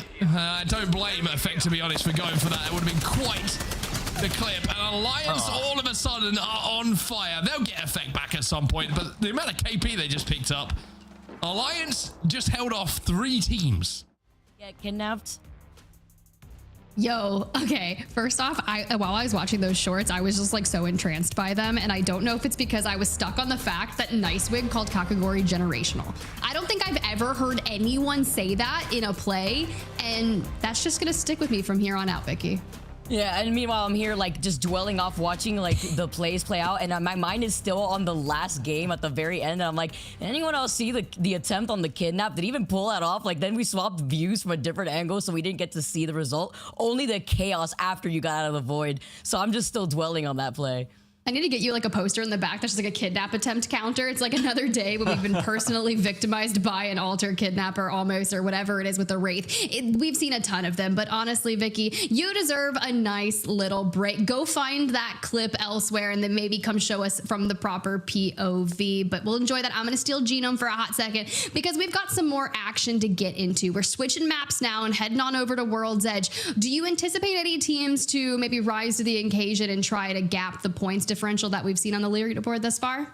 Ooh, good question. Let me have a look over here. Ninjas in Pyjamas, I could definitely see coming up as we take a look at our winners so far. Got 18 kills. What on earth? That was crazy. Yeah, that's wild for Unreal Nightmare there in match number 2. Yeah. Looking at the bottom 10 at the moment, Ninjas in Pyjamas are probably the one that stands out to me the most because they have been very consistent and just played like a really smart brand of Apex recently, and I would expect that to do well in these kind of lobbies. That said, they're landing in Dome.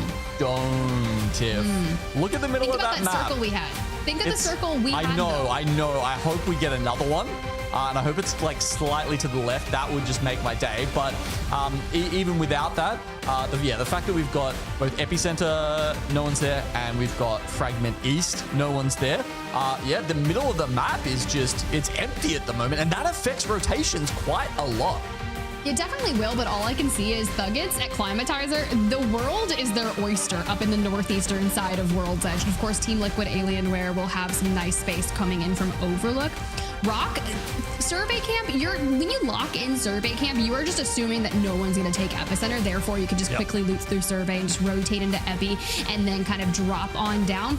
Granted, that's if we're going south. And as we get into match number 4, are we going back to the south? I've been typically cursed with all northern zones when it comes to World's Edge, and the Apex gods blessed me with that kind of lava ending in the south side of things with that big rock and pot just got on top of it in the EMEA region. But for now, we'll kick things off with 100 Thieves, Super Sub, Bronzy, Verholst, and Phony, and see kind of their journey from Tree.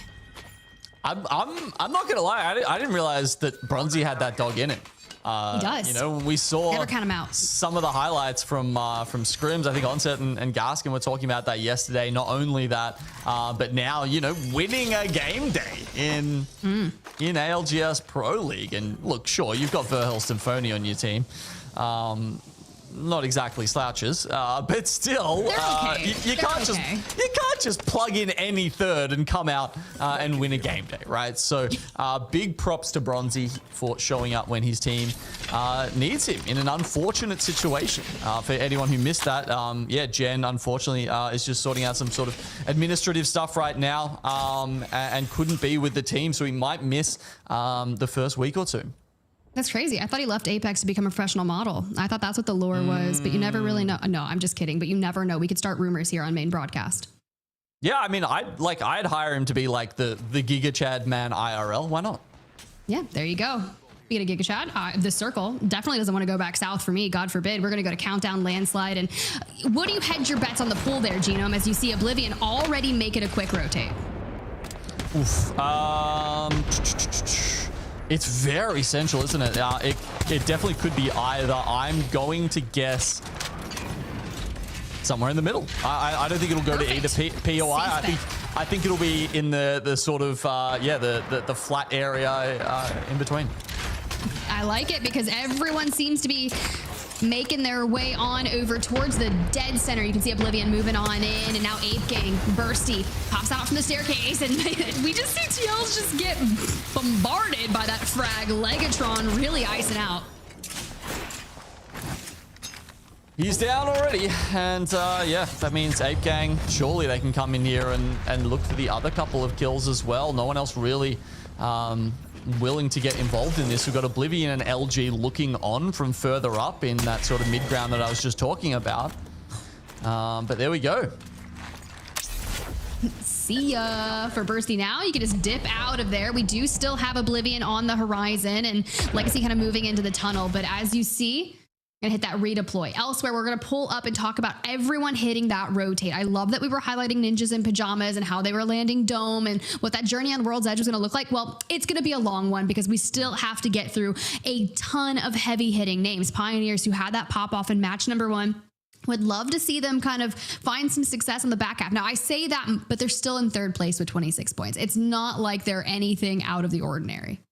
No, KCP, yeah, doing very, very well today. Hoping that they can keep that up. But we'll have to see if that's even possible from their position. So many people really taking their time in this one. It feels like we're not getting, you know, too many like giga fast rotates. I guess with one of the changes to the Evo harvesters lately, Tiff, it feels like even though there's less of them, because they give you 100 more Evo, you know, it's still not that hard to get to purples if you're taking just a zone and a half to sort of make your way in. I love that Cersei doesn't go down here. And there's a big reason why, because sure, you've got someone with a rogue 30-30 on the other side trying to cut you down on your rotate. It's very akin to what we saw. I believe it was Hal tweeting about last night after their match day, talking about how it's like 2 to 3 bullets from a 30-30 on an open rotate. If you're taking a redeploy, if you're walking on in and not having, you know, some kind of cover on that movement. We're still hedging our bets. We're totally fine. But if he gets knocked there, it's kind of like that warning symbol where someone's going to try to full send that. He would get rezzed before that team would get there. But it's, you just never want to leave that open for an engagement. Yeah, and it's you do wonder sometimes if players that have just played this game for such a long time and they're used to, you know, a different TTK. They're used to being able to get away with certain things, and, you know, maybe they're not adapting fast enough. For me, Hal has always been a player who, you know, sometimes can take a little longer to sort of get with it, to get with the meta, and once he does, he's the best at it, right? But maybe we're seeing that sort of gap, that little bit of lag before he sort of, you know, computes everything and says, okay, I've discovered the best way to play in this version of Apex Legends. It'll be really interesting seeing their next match day performance. For now, Cersei still trying to navigate this kind of catwalk stairway up, but I don't think we're actually going to full send onto it just yet. Elsewhere, Stallions will fall.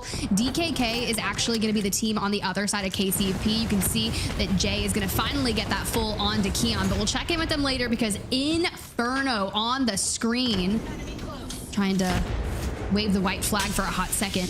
Got Ninjas in Pyjamas. I'm needing a McLovin win here. Well, they can get something onto Team Inferno. He's opened up one very nicely with the PK there, but unfortunately, Exotica is going to come in here and get the refrag.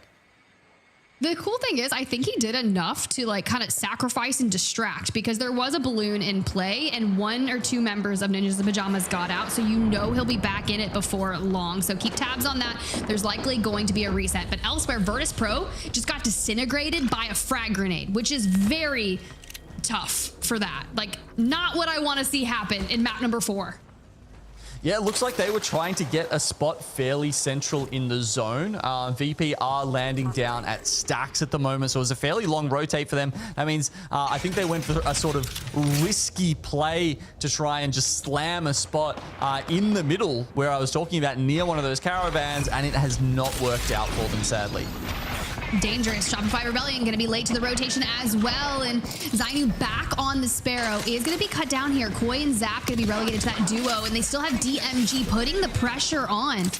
You can see, oh, here it goes. The cracks on coming through. And now we just got to get up into the fray. PK in hand, ready for those close range engagements to finish it on off if they can. Ooh! Koi, can you hold on? Oh, he's just trying to hide behind this sliver of a pillar, and it's not enough. DMG do come out with the win, and that's a hell of a scalp for them to take. They've now got all of Epicenter to themselves, so they'll have a little bit of time to regroup and grab some of that loot now. I've got to say, I actually watched their comms of the game that they won. I think it was game 1 in the series last week, Tiff. It was one of the most hilarious circumstances I've ever seen. They were down to 1. Someone else, a different Bangalore, just happened to smoke a res beacon near them in like the end circle. So they took that opportunity to respawn in. The call comes out to rat out of absolutely nowhere. They full rat a team in like, you know, the last 20 meters available in the circle and then somehow pull out the win from that. It was like, for every other team, you might describe it as like a series of unfortunate events, but it was hilarious to watch from their POV. Love that. Honestly, it's not a what you might have missed, but I definitely missed that. So this is something that I'm going to lock in and go watch. For now, Team Liquid Alienware, a tough rotation, probably the largest redeploy that you'll see here on this side of the map, and it's going to get them pretty far down towards Skyhook. Now, here's the deal. You've got the one tunnel, or you've got the other side that walks you straight into Countdown. Both are going to have their difficulties, but honestly, the walk towards Countdown might be way tough. You got 5-star, you got DGAP. On the other side, you'll probably have Rock Esports, but Landslide seems to be the way to move for Unreal Nightmare. Your leaders on the day, they're caught between a few different teams. Yeah, that said, the spot they've got over here in Landslide, if it does continue to pull into that middle, and well, all right, I've got one zone. It's definitely still got time to juke me and, you know, hard pull into Countdown or Landslide. But if it continues to go more centrally here, Unreal Nightmare can definitely just use that amped cover and the little bit of cover that's left in Landslide to sort of leapfrog their way forward. So I don't mind their spot at all, actually. The big issue will be, can they withstand the onslaught from, say, 100 Thieves and Team Inferno, who'll be coming up at them from behind that vault tunnel? Yeah, it's a great position, but when you've got a team of like everyone carrying 30-30s to constantly put that pressure onto you, and as I say that, it's Yanya with a Hemlock, no mag at all, just hanging on. Gonna elect to actually take this rotate on in. We talked about it. 5-star is going to be the team that they're gonna go up against. Can we grab a quick knock to really make this work? Jaguares is teeing up that charge rifle, wanting to rip A1s apart. Yeah, you can hear he clearly hasn't got the select fire available to him yet, so just trying to pre-charge it and maybe grab a 195 on the headshot. You never know, but unfortunately the target doesn't make itself available to him, and now Liquid is starting to think, can we actually get past 5-star and make it into Countdown, or do we go back through the Skyhook vault tunnel? Okay, but hear me out. We know that there's only one fight when it comes to Countdown. You do only have about a minute to make that happen. And if you decide to go through the tunnel, it's going to cost you on that journey. For Legacy Kingdom, they've kind of got a different type of problem, right? They've got to get in from the staging side of things, and a couple of these chokes are occupied. Absolutely, yeah, they've got a long and arduous road ahead of them. Meanwhile, THUGGETS are trying to play as the gatekeepers over here towards teams who have come in from, say, Monument or Fragment East. They're trying to hold both of the chokes here, though there's really only one that they need to look down towards, DMG and Ninjas in Pyjamas. Now we'll switch over to that 100 Thieves and Team Inferno fight that was brewing. Oh, come on, Phony. You gotta land it. We missed 2, but he hits for 96, grabs the knock, but it's Bronzy. Can you be the super sub that we asked for? It's not gonna work. Not like the win we saw converted for Team Inferno. A massive win for them here throughout this journey, and now can just walk straight into Landslide. And as I say that, you've got to worry about the teams that have been there since the beginning. Ninjas in Pyjamas still having to find their way, and instead, they find Kimchi. Can Kimchi get out? Boy, not a chance. Not against Vayne. Ash dashing around. Oh my. All right, now they're looking to clear out the rest of THUGGETS. Meanwhile, DMG just slowly making their way up behind. Ninjas in Pyjamas. Oh my god, that crypto looked to be just struggling a little bit with the movement there, shall we say. Oh, hey, at least the balloon's going to give them the sight that someone is on their other side elsewhere. You got Rock Esports. You can see them, the mother load down, keeping them locked into the RV. A slew of damage coming on in, and they're still able to maintain some semblance of health. Back onto the other side, though, because it's still mixing. It's Neozo last standing. The finishing touches on the THUGGETS. But you know what? Guess who is still here? Yeah, that's Rock Esports. They've been there for quite some time. Liquid Alien, where they eventually do go through that vault tunnel, but it doesn't really work out from them. Eliminated 5-star were their nemesis one way or another. We've got McLovin, who has... One more? Like 10 grenades in his backpack, at least from what I could see. We are the nades at this point, and Ninjas in Pyjamas. I love that you shouted him out before we dropped into match number 4, because the call out is real. We are on the up and up. 4 kills to the go here for match number 4, and we're about to be in the top 10. And if we can completely clear out this area, which would be unfortunate for Rock Esports and 5-star, we have to dive down towards Landslide, and it's all open ground. It is. It looks like it'll finish probably a little bit more towards Landslide than I was thinking there. So it's got the crane still in that zone 6, but still there will be some of that open ground that these teams have to traverse. His teammates assist him with taking down the amped cover, and Dropped will finish it off, but he desperately needs to get his teammates back up and running. He's being spotted out by the crypto drone. You are on TV, mate. Come on. I'm just saying, that is a pure no. He's going to sacrifice himself. If you dash into a Sheila like that, you're going to get traded, but your hope is that you get enough damage onto the rampart that your team can clean it up. Instead, you get third party. DGAP walks on in, and James Fearless is left with a treasure trove of loot. Yeah, DGAP have been playing this southwest side for quite a while. They've left it late to move in here, but it at least has been fruitful there, grabbing a couple of kills. They get the team wipe, 3 points for them, and now they need to start moving in towards Landslide. Okay, we see Vayne there. Kirev has fallen down, and this is what we talked about with it all being that open rotate. And everyone's teeing up their 30-30. Fun's got a Kraber elsewhere, just not what you want to have to rotate towards. And McLovin is just forced to kind of dance around, and Jelly says, all right, fine. I'm just breaking out the Sheila at this point. Why not? They're safe and sound in that caravan. They've got time to wind it up. Unlike Ninjas in Pyjamas, who were looking great when they were throwing nades like they were popcorn in the cinema there, but once they were gone, unfortunately, no more for them. So Rock Esports now, a big slam with the wall. Can he get the drag back on Vaxlon? No! They get sniped out by CIMJ before there's even time. I don't see CIMJ surviving this, but I would love for them to make me eat my words. They've got a rock, they've got a hard place, and they have a Newcastle for the full resets. But Unreal Nightmare has the high ground, has the amped covers down, and this is going to be disgusting. Well, Rails, he's in a fuse, but he's still got 4 grenades in the backpack. Davis has 3 as well, so they've got plenty.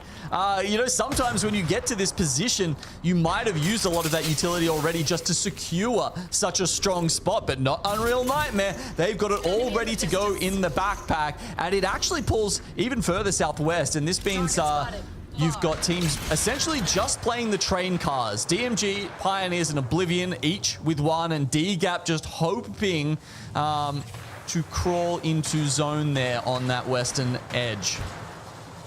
I feel bad for CIMJ at this point, because Unreal Nightmare is already using the tethers to just constantly keep tabs on where they are and ticking away at that health, but it's fine.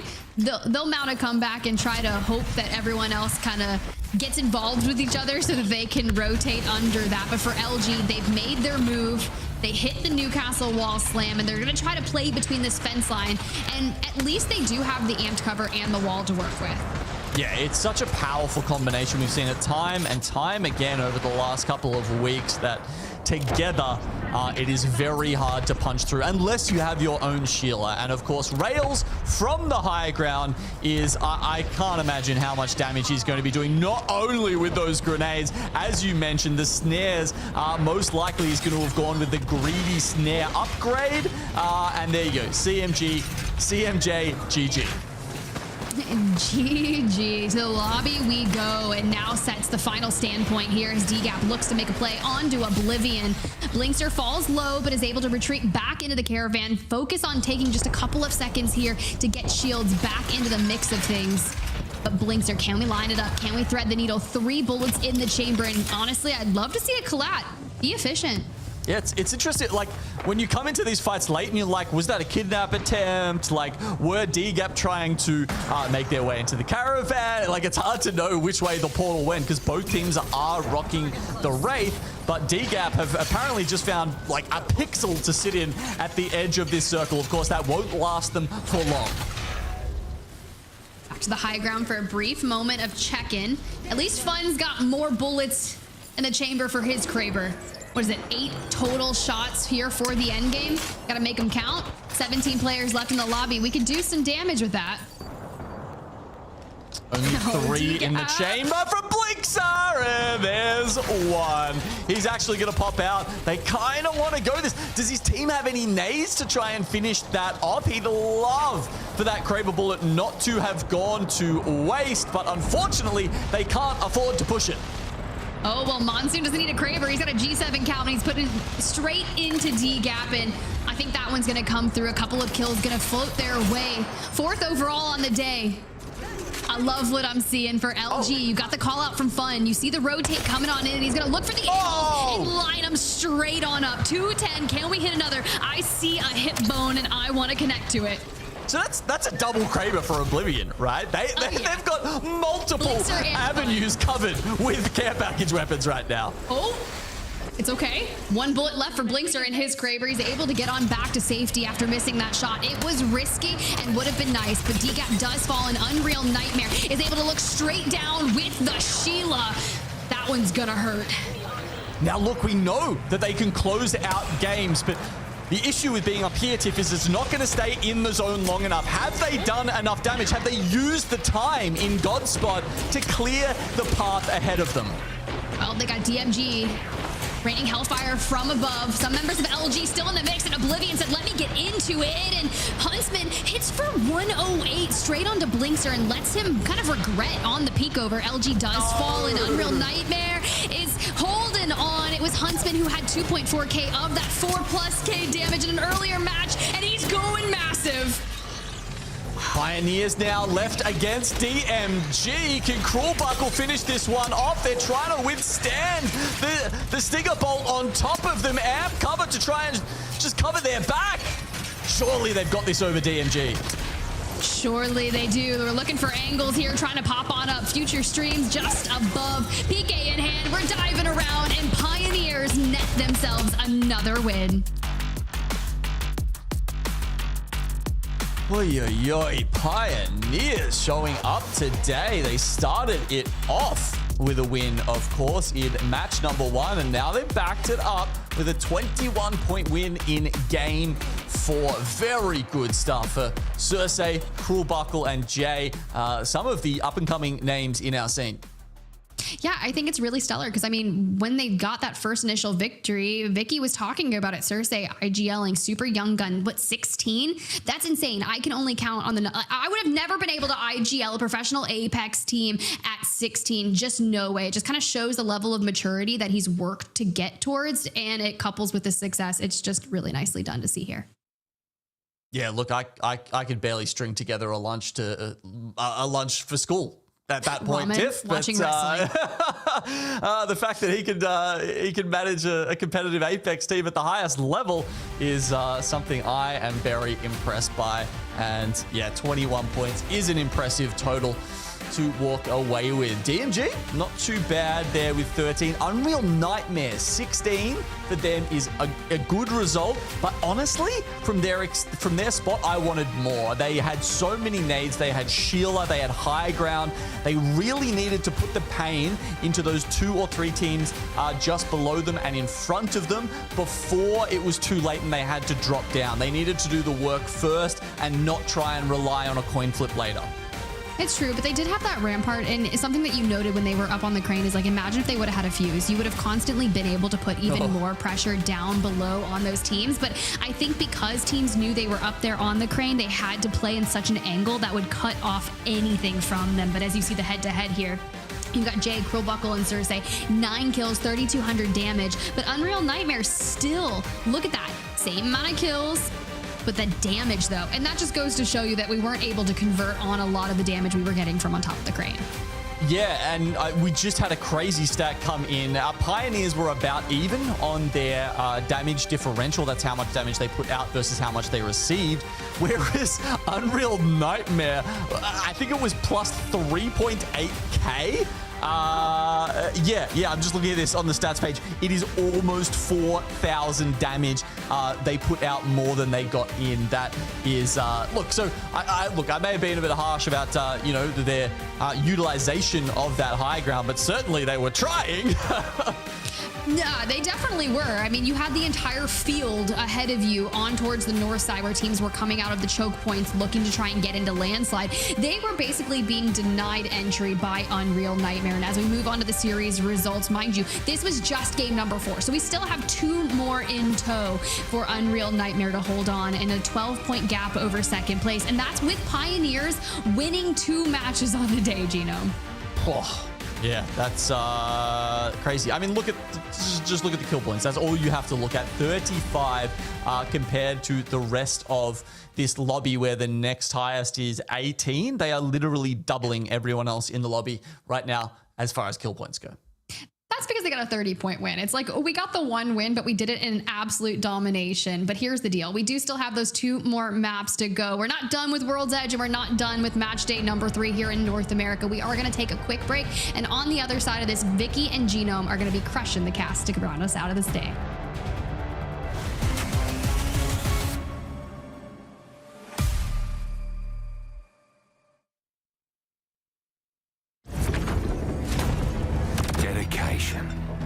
Competition, greatness. For some, it is the reason we forge rivalries, drive to be the best. Others, mate, we're just here to have a bloody good time.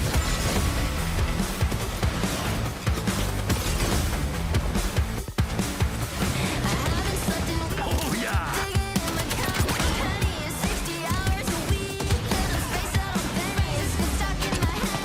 It's not your mind playing tricks on you. It's just me. Maggie's back and ready to rip some heads off. Hi, friends. Hi, friends. Hey, that's me.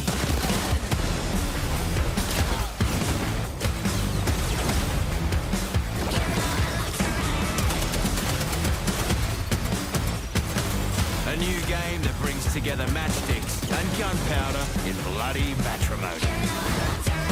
Wild card. Tickets on sale now. Things are about to get cooked. Legends were harmed in the making of this commercial. Intriguing. You have my attention. You're welcome. Time to see if all those drills have paid off.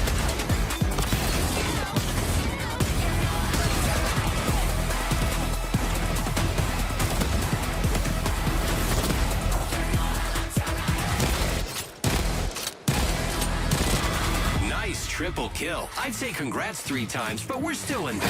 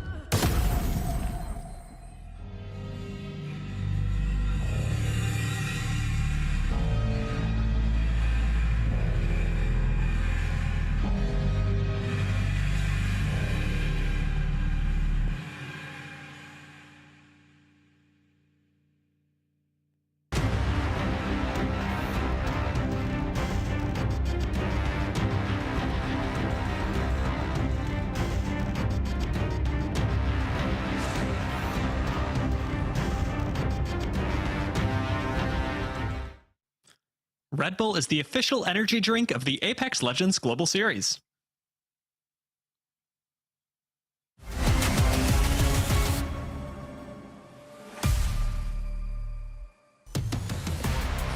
Pioneers, they win the first game on World's Edge, taking the dub with 9 KP to their name. Genome, you got to talk us through it with Tiff, and now we have 2 more games to go on World's Edge. Yeah, so that's the first game on E-District and the first game on World's Edge for Pioneers, and still, somehow Unreal Nightmare are ahead of them. Like, make it make sense. I mean, it's almost like that 18-kill game and getting first place just literally set them up. But that's what I was talking about before, Genome. If you know that you can pop off with the rest of your squad on a specific map and with, or even the legend composition that is still available to you, pop off and feel comfy. Because right now, Unreal Nightmare, there's a reason why they're sitting at the very top of the overall standings here. Yeah, and I guess we should, I got to call out myself from earlier in the series, right, where I said, you know, sometimes you'll have one of these teams that, you know, you don't expect to come out big, and they'll get one big game at the start of the series, and then they sort of fall back into the pack from, you know, for the rest of it. But with Unreal Nightmare, they've managed to back it up, and now all of a sudden they are a real threat to take out the 25 points for the day. The fact that KCP, though, has still coming in swinging with 47 total points and the double dub, it's possible they could do it here again. This is how you set yourself up to prevent Unreal Nightmare from running away with the gap that they built up for themselves. Newcastle is the next legend band, so no more Cosmic Ultra, Watson, or Newcastle, which I think is very interesting because the reason why previously I've brought up all these different regions and whether it be different weapon meta compositions or legend compositions, we also get to see different legend bands as we progress through the 6 series. Yeah, that is an interesting one. I don't know if we've seen Newcastle banned so far this split. If we have, it's like maybe only once. Usually at this point in the series, we're banning out Wraith or we're banning out Ash. Those have mostly been the sort of Game 4, Game 5 bans. So yeah, it'll be interesting to see how teams adapt. We've obviously seen so many of them relying on the Newcastle wall to survive late into the game, and now if they want to do that, it's going to have to be either the ramp-up walls or, as we see for Crawlbuckle, Gibby's back. Gibby. First off, Gibby's always been one of my all-time favorite legends. His nerves personality, and was one of the first legends I actually learned the game with out here too. And pretty difficult life considering you're a big boy out here. Easy targets and easy pickings for these 30-30s and charge rifles that we keep seeing in this lobby.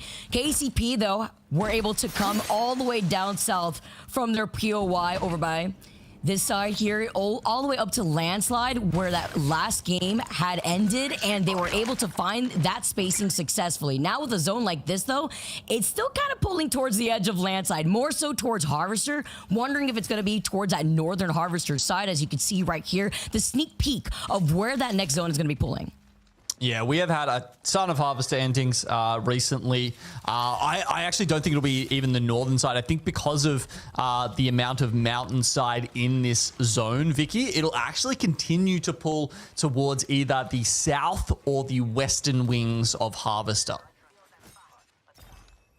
The Harvester having a lot of space to coexist too. Just specifically thinking about those bunkers, you have to get there real quick, because if you don't find that spot in the Harvester, which is already limited as it is, it's going to be a bloodbath for the teams that are stuck outside of it. Now, let's imagine here that this is going to be a whiplash of a next circle pull, and it continuously pulls over to the north side. It's going to get spicy here over by Harvester when you really are sticking to these ramparts and these Gibby defensive compositions to start some of these fights. Oh, the Ash is still here, though, and you see them dashing towards each other as DMG start getting into this fight versus Team Inferno over at Lava Siphon. Nice use of the ramp-up barriers. It means you can't easily climb into these buildings. And despite that, we do see DMG getting the better. They finally find a free entry, and there we go. Team Inferno done and dusted.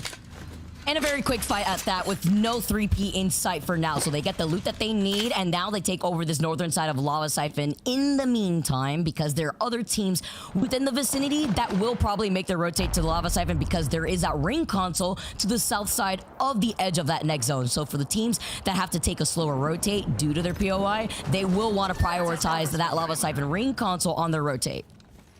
Yep. Yeah, we talked about how Love Siphon often can be a good place to stage a late, sort of Zone 3, Zone 4 entry if the zone is ending somewhere in that region of World's Edge.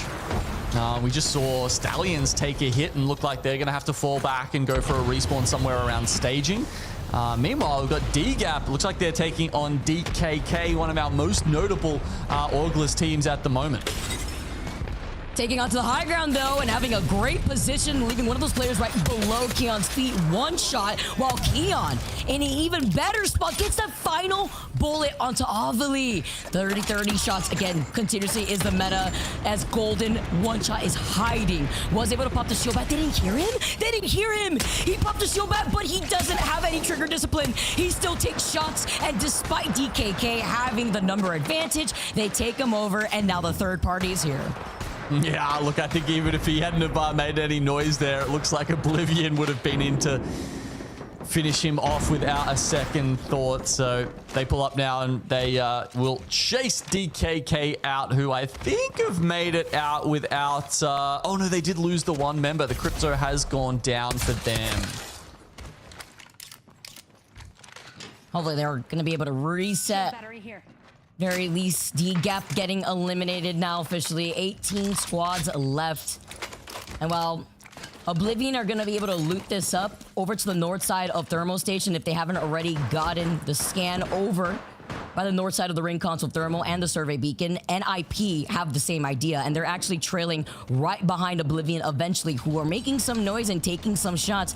Potentially Stallions, who are right to the north side by staging. But everybody else, aside from 5-star, aside from Shopify, VP, and Team Liquid, are already here in Harvester. Because Ninjas in Pyjamas, they're like coming up the train track. So as soon as you said like they're making some noise, I just imagined them like making going like choo choo as they come up the train tracks. Anyway, Genome's intrusive The throwback. Yeah, bring back what's the real ones remember. OGs remember. Was there a name for the train? Like, it's not the Winter Express. It's a moving train. Like the Winter Express was in like that specific train, like the Christmas mode. But yeah, anyway. I'm not gonna lie though, because you said that, the train is officially my Winter Express, because that's what I always associate that event with, right? As much as we see the moving train. Good times. Anyway. Ninjas in Pyjamas, they do make their way along the train tracks. Moving that do you reckon production would give us a listen in and just like play some like Thomas the Tank Engine noises just to...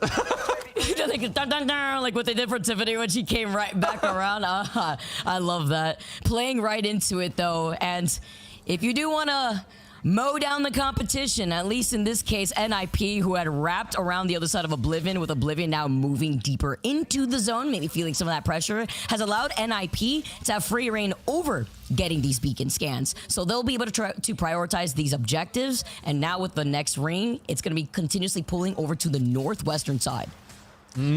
So this it's probably lending itself to what I said about it potentially finishing in that sort of western side of Harvester. Looks like it might be going up a little bit too much to finish, say, where the Pioneers are currently sitting. But Ninjas in Pyjamas, yeah, they actually went all the way down. Look at that, to Thermal Station, just to secure that knowledge and hit the ring console. And now, due to that, they've got DKK in their sights. We've got DKK coming in well out of the ring, and boom, Vayne gets a knock onto Knocked. I think this is interesting to see why NIP is playing this way. They need to play a lot more aggressively, because we're at the 5-game mark. One of my favorite bookmarks when we are in our 6-game series, and that's because they're currently sitting in 15th place within this lobby with only 16 points. So time is of the essence if they want to be able to elevate themselves with these points that they need in the overall standings. Desperate times call for desperate measures. How long can they stay out here looking for kills when we know that Stallions is in the respawn house just ahead of them? Well, not even that. Some ranging out as far as the train car, because they want to grab some kills onto Vayne and co as well, because Stallions are in a similar sort of position. They're only on 17 points so far, Vicky, and Stallions definitely want to be up higher than that. With the way that we're seeing Shopify Rebellion take this fight, maybe on this type of level, although Koi and Zainu are low, Zap does get that knock originally onto Kimchi. There's going to be that one isolated fight between THUGGETS and Shopify. LG are waiting, though, for the rest of the teams coming in from the east side to rotate from that Northern Harvester choke. Unless Shopify come out from this fight, they can wrap up around from the landslide tunnel, where there's going to be 2 other teams waiting for them. So a lot of these squads are already looking to gatekeep once that fight is done. Shopify changing their composition again. So they've gone back to the Zainu Sparrow, but this time they paired it with the Ashen Fuse. Makes a bit of sense there, right? That's a highly aggressive comp that suits them. This time they're coming out of Skyhook East. This with a catwall coming in clutch this late into our 6-game series, while NIP are looking to take this fight inside of the side house with the Moby here. Curve slides down, holding onto the choke with the PK, hits upper lane, gets the shield break, but Vade's over to his right side to help him out too. Curve has to look up behind him, but with the mother load on top of it all, at least they have some sort of safety because that's their own friendly mother load. They call quits though on this engagement, and they're looking to try to get the reset with the res. DKK, they bided their time though. They are lurking nearby. Is this the moment for them to pull up and strike? Ninjas in Pyjamas look like somehow maybe they're getting a full reset. Anyway, on the other side of the map, we've got CIMJ trying to hold out 5-star as they rotate in from the landslide tunnel. And they're not isolated too, because Legacy Kingdom are looking to get involved, but without overextending as well, because they are one of the teams with one of the wings over in Harvester as some safe space. CIMJ wrapping up on the other side of this 5-star fight with Legacy now making the approach. Only one member though, so they're not going to be able to disrupt as a third party entirely. Yeah, it looks like they're a little too attached to their spot within Harvester right now, so the anchor for Legacy Kingdom is telling them, might be time to come back. Please don't overcommit to this fight. Meanwhile, Ninjas in Pyjamas really want to finish this fight off against Stallions. And there we go. The choked PK shots will do it. And Kurev takes kill leader status with 3. Crazy. From the other side of the building, shotgun galore. You love to see it. You love to see Kurev coming out on top because NIP, as again we mentioned, they basically went from like 13th to 9th. And look at this shift. People expecting it to go over towards the west side. Nope. Going over to the east side, right on top of LG, as they called it. People being me. Yep. All right. Fair enough. Yep. Call me out for that one, Vicky. I swear, every time you just like... same though. Every time like you ask me where the circle's going, I feel like I get it right. And every time you have a guess where the circle's going and I guess something different, you're always right. I should never second guess you. I just shouldn't. But I also got beaten by that end circle game by Tiff and Dia. So you know what? Maybe Dan is the one that is bad luck out here. Gaskin having his own fun while Noct maybe not having as much fun, considering that he was literally one shot the moment he tries to approach it. Now Keon left healthy alongside Drop. He tries to get the PK shot, doesn't let it rip in time, and Dropped is going to drop just as quickly. That is DKK, LFO out of this lobby. 16 squads left, and NIP get to take out another team. We're looking at the little cut between North Siphon and Harvester here. It's Rock Esports trying to hold out DMG, and I don't know if DMG realize THUGGETS are directly behind them. The catwalk comes out, and there we go. They start taking explosive arrows, and this could be a very explosive fight that goes wrong very quickly for DMG. And that also means that THUGGETS were able to not only get the reset but wrap up behind them, but while they were focused on DMG, they were expecting Rock to share the same wall with them. Rock has a full purple, and then you have THUGGETS, who still had 2 blues. They get eliminated, 15 squads left, and Rock have cleared their backs once DMG is out of the equation. Yeah, I mean, they had to be thinking, like, they're not just going to be sitting at the entry to the choke. If they're sitting there, that means there are more teams holding them out, but apparently the thought isn't quite as coherent as it needs to be, and so Rock do manage to grab a couple of kills and also are going to be pleasantly surprised by the circle shift that we see towards that northeastern side. I would love to see the pressure that we just saw, by the way, because LG were basically booted out with Shopify walking into that choke that we saw exiting out of Monument side, and now have moved up to look at Rock and VP in this fight. Lou has got grenades for days, apparently, and Zainu had a few share of his own. He gets taken out though, and now Koifo's gonna have to give him suppressed fire. There's a Wraith portal right on the other side, and VP get eliminated in the feed. Nice little 30-30 jiggles coming out from Koi. Hits his mark, but doesn't get his man. Ninjas in Pyjamas, meanwhile, have been fighting on this side of the map for what seems like forever, but eventually it will be T-Law who takes their scalp. Legacy Kingdom, they're sitting in 19th right now. A couple of kills would be everything to them, but Darklight, oh man, dashes in, under, and around. Better, the Ash dash, and then you got the Sparrow double jump. Now you see me, now you don't. Try to get that vertical aim correct here. As a PK shots, they'll catch you with just one mistake, one whiff shot. Shopify still playing on the edge. Again, we saw LG here from like the very beginning. They completely pressured them out onto the other side of Harvester, where we originally saw Legacy Kingdom, and now they're nowhere in sight. They've been eliminated in 13th place, and after we saw NIP also go down, it was a good game for them because they basically went from 15th, now stuck here in 8th place, still being able to get that that few KP in their pockets. And now Oblivion and KCP trying to also make their move inside deeper in the Harvester. Unreal Nightmare looking to defend their first place. You can see kill leaders as well, and that's not even close. Playing Rampart, Gibby, and Ash. An interesting composition to come up at this point in the series, but if you find your spot in the zone like they have, Vicky, it is a very, very good one. So when you try to get out of the sight of the other teams who are trying to duke it out, it's only up to Jay here, though, from KCP. Verhols, I feel like we haven't discussed this enough, has been really shining in the last few show days that he has been able to perform. He has been consistent in landing a lot of these shots. KCP, they get eliminated now finally, and now Shopify are running away with collecting even more heads. 100 Thieves on this high ground. We highlight Burrows before. 30-30 with that Skull Piercer, no sniper stock necessary, and they are in that next zone closer to the edge, but there's a team right in front of them trying to hold them off. Yeah, I'm just trying to see. I don't think this middle room is actually in the next zone, so they may have to make their way out of it and try and set some walls up on the concourse outside here. At least they'll have the high ground. But, oh no, not if they walk into the waiting arms of Rails, the kill leader. Rails, in his line of sight, had that Sheila, but it's about building up that space. Who is going to get into that corner of the next zone first? Will it be 100 Thieves, or will it be the #1 team right now in this lobby, Unreal Nightmare? The moment they start moving forward, it's a standoff. It is a Sheila standoff between the ramparts.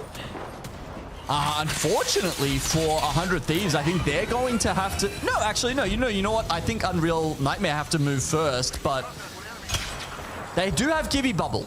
So they can bubble out in front of them and have some sort of safety as they move towards the next zone. It's going to be a fascinating standoff between the two teams, though. Ooh, Monsoon getting the next knock with the charge rifle. Not surprised here. Unreal Nightmare. Tip with the stats, a team that apparently came in 72nd place at the ALGS Open, is putting out a performance, but with blue Evos, it could be very tough, Genome, including with this final zone closing right behind their backs. They have to still keep an eye on 100 Thieves. Yeah, it's a nice port from Davis, though, that gets them through safely, and it forces 100 Thieves to take the other side of the concourse. Nades are coming in. They're still worried about 100 Thieves from behind. They don't realize that they've already rotated around the other way. It's 8 gang in front of them who they need to keep their sights on. Stuck with a sliver of cover. Sparrow coming through from the other side, having to call in that dome just in case. Perfect placement, by the way, of that Gibby dome. Huntsman keeping the team alive and allowing them to stay in this position. The next knock here onto Legacy. Shopify are taking that fight versus 100 Thieves. I think that was a nade that just blew Rails out of the way there as he was trying to get a lock on with the R9. There's so much utility coming in, though. Grenades, constantly piercing spikes being thrown at them, and they are just desperately trying to stay behind the amp cover and the dome of protection here to keep themselves safe. Legacy Kingdom very much on the north side here. We haven't seen a lot of Shopify Rebellion, but here's their position up the top. It looks like they may have been the ones to deal with 100 Thieves, while Oblivion sit below them. And you're 100% right. We saw them lighting up the feed earlier on. Burros' name plastered over there from the other side of Koipo. Shopify, while they do hold this side of zone, though, they hear the fighting happening from right below them. They don't want to miss out on KP, but they also need to make sure that Unreal Nightmare isn't a threat. Looks like Unreal Nightmare may have been dealing with some connect issues from their side, but they keep reconnecting at the right time, maybe. If they plan this right, now Legacy are focusing on the team that are right behind them. They're trying to get this res after the unfortunate circumstance, and Koipo trying to capitalize. Huntsman, he's bubbled down at the moment from what I can see, but they are getting sent here. Koi consistently throwing the stinger bolts at them. He actually pays with his life, sniped from across the map by Legacy Pukao. Huntsman's aura, by the way, just standing right on top of there and was able to just heal through. Huge, as he's still alive behind that wall. And Oblivion, Kraber in the hands of Blinkster, missing the next two shots here in the middle of the Mortar Flame too. So they have information from the Fuse team that's right next to them. Unreal Nightmare finally go out. 3 squads left. It's Oblivion, Legacy, and Shopify. And we see some trades happening between Monsoon and Legacy, with Shopify losing out on 2 members.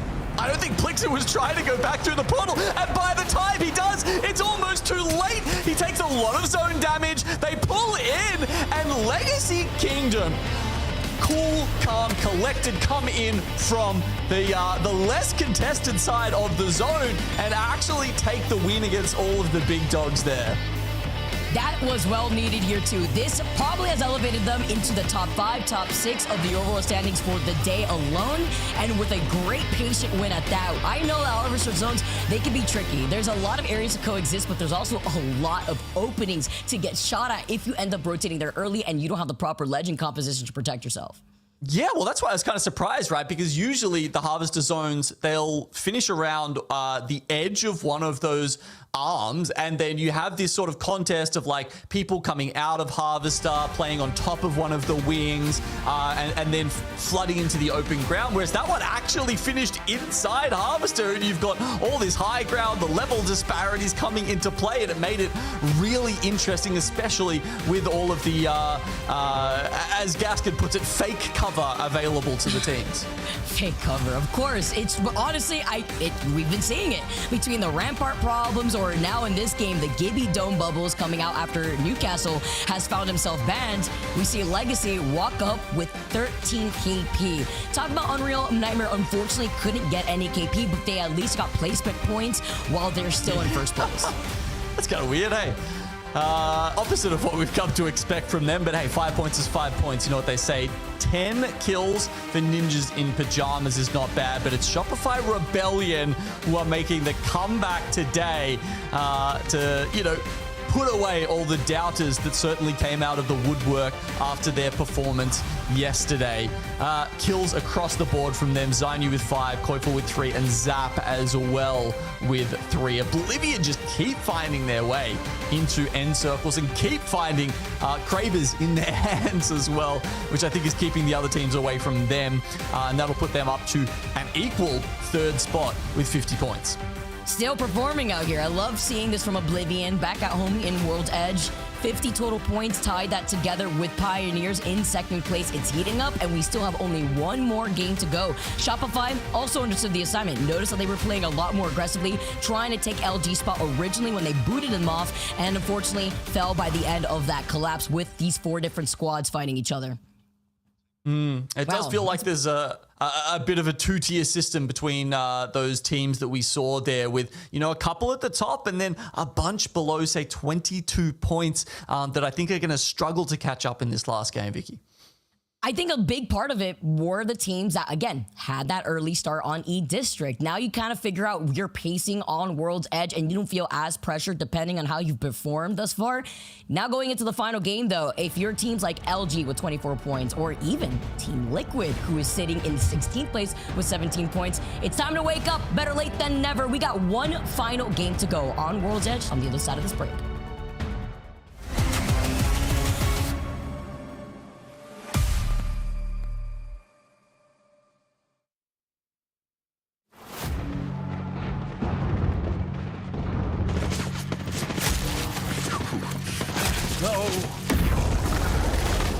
like I'm last man standing. At least I lasted longer than...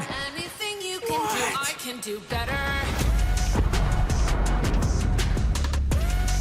Great. Paranoid weirdo.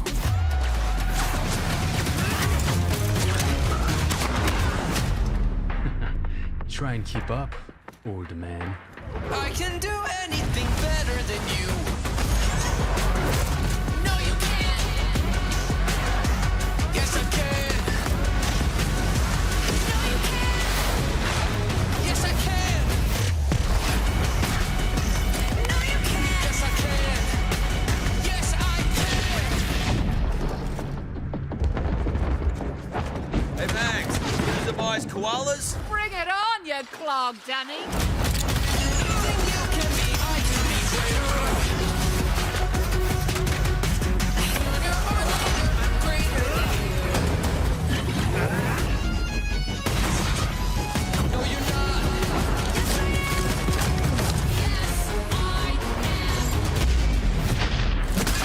Call me Salvo's metal finger. Always the straight face, pilot. Have some fun. Worry not. I will enjoy this.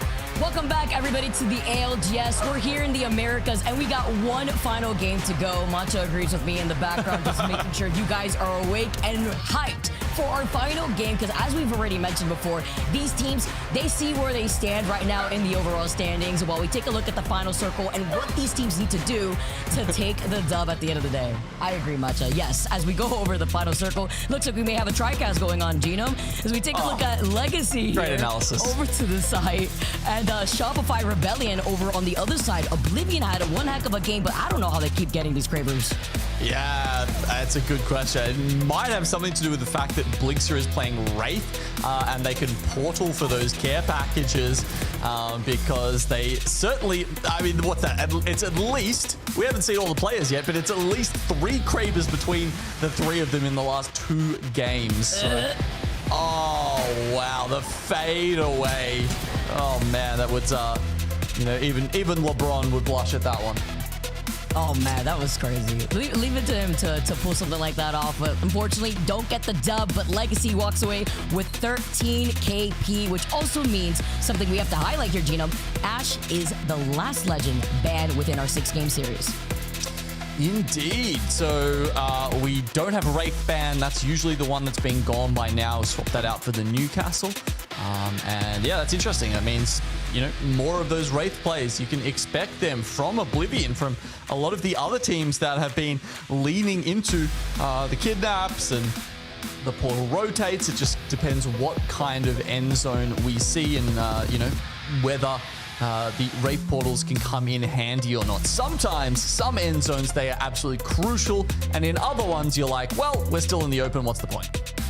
Yeah, and I think that being another regional difference between some regions prioritizing the Wraith for some of these rotations, other regions leaning to other things. Now with the Ashe not being part of the mix here in Americas, it showcases the different play styles of these players coming from these regions. And as we move on to our final game of the day, everyone, thank you so much for tuning in to another day of high-octane ALGS action.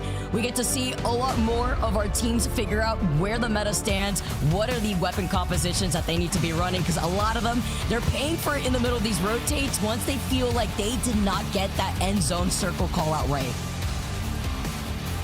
Not this time, but hey, we still got one more game to try and remedy those errors, to try and get on top of our series leaders, Unreal Nightmare on 64 points. Oblivion and Pioneers are 14 off. That makes it doable. For Shopify Rebellion, they're next down at 41 points. So a 23-point gap is hard to overcome, but certainly not something that fraggers of the caliber of Zap and Koifel and Zainu couldn't pull off. Starting to match up here. Slow start as it's been thus far. Legacy Kingdom. Landing over here by staging, we'll have that survey beacon. You can already see the call-in with the evac tower after getting that circle beacon scan too. And while they make their northern rotate, perhaps if they do want to commit to this, they have that information. Probably sticking to that south side because this next zone pool, Genome, looks like it may be pulling over to that geyser side, over to that southern lava siphon building that sometimes pulls towards that evil harvester on the tracks. Well, I'm not going to say anything else because I actually do agree with you. I reckon it is going to go south lava siphon. Let's see if we're like, maybe we both said it now. We're going to be we'll get bamboozled. We're both wrong here, right? It could also, we've also seen zones pull north side slightly by the bridge on the outskirts of the fence line that you currently see Unreal Nightmare holding. Yeah, or even sometimes near the highway to Big Maud. Maybe even, who knows, up to Geyser if we have a full pullback. But I agree. I think the Geyser is probably the most... the Geyser outside the tunnel, not the Geyser. The POI, not the, names in Apex Legends are confusing ever. That's when you got to talk about POIs. I don't always have a floating name above their head like Grandma's house. Oblivion, though, in neither of these. Instead, with the white Evo shields, are going to be able to get this circle scan, see where they want to move over to next, and you can see them taking some pot shots with a 30-30 because they want to boost into these blue Evo shields. Yeah, so they came from Mirage Trois. They didn't get a ring console spawn, so that's why they have to go via staging in order to grab their next rotate. Interestingly, from what I can see, they're not taking the balloon that they spawned. I guess, I don't know, they worried about taking 30 shots from Stallions behind them. Maybe they just wanted to do a little bit of scrap looting or grab that Evo harvester that was in front of the landslide tunnel. Honestly, I don't blame them. After seeing that Hal clip, he couldn't even touch the ground on Storm Point over there. Could be very risky, and with this being the final game, don't want to take any of those risks. 100 Thieves phoning.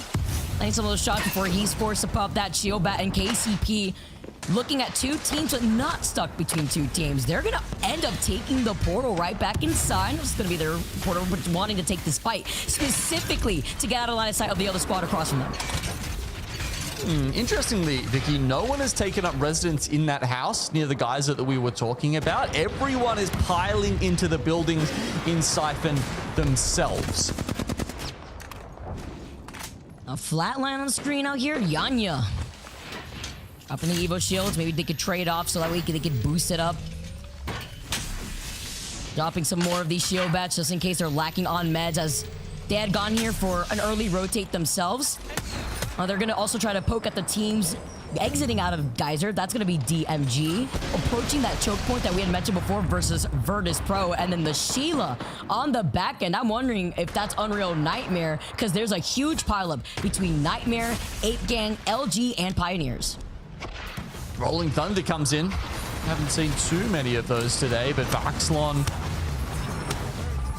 I mean, if you're talking about fake cover, I think Bangalore's smokes definitely qualify as fake cover. Yes, I agree. It shouldn't work, but it does, especially after the buffs that we have seen with Bangalore. No aim assist, by the way, through that smoke too, which really helps out the PC players when it comes to coming across these controller players fighting inside the smoke if they are placed in that position. Deeds, by the way, gets that knock and headshot onto Ovely with the charge rifle. THUGGETS are playing from right underneath this bridge.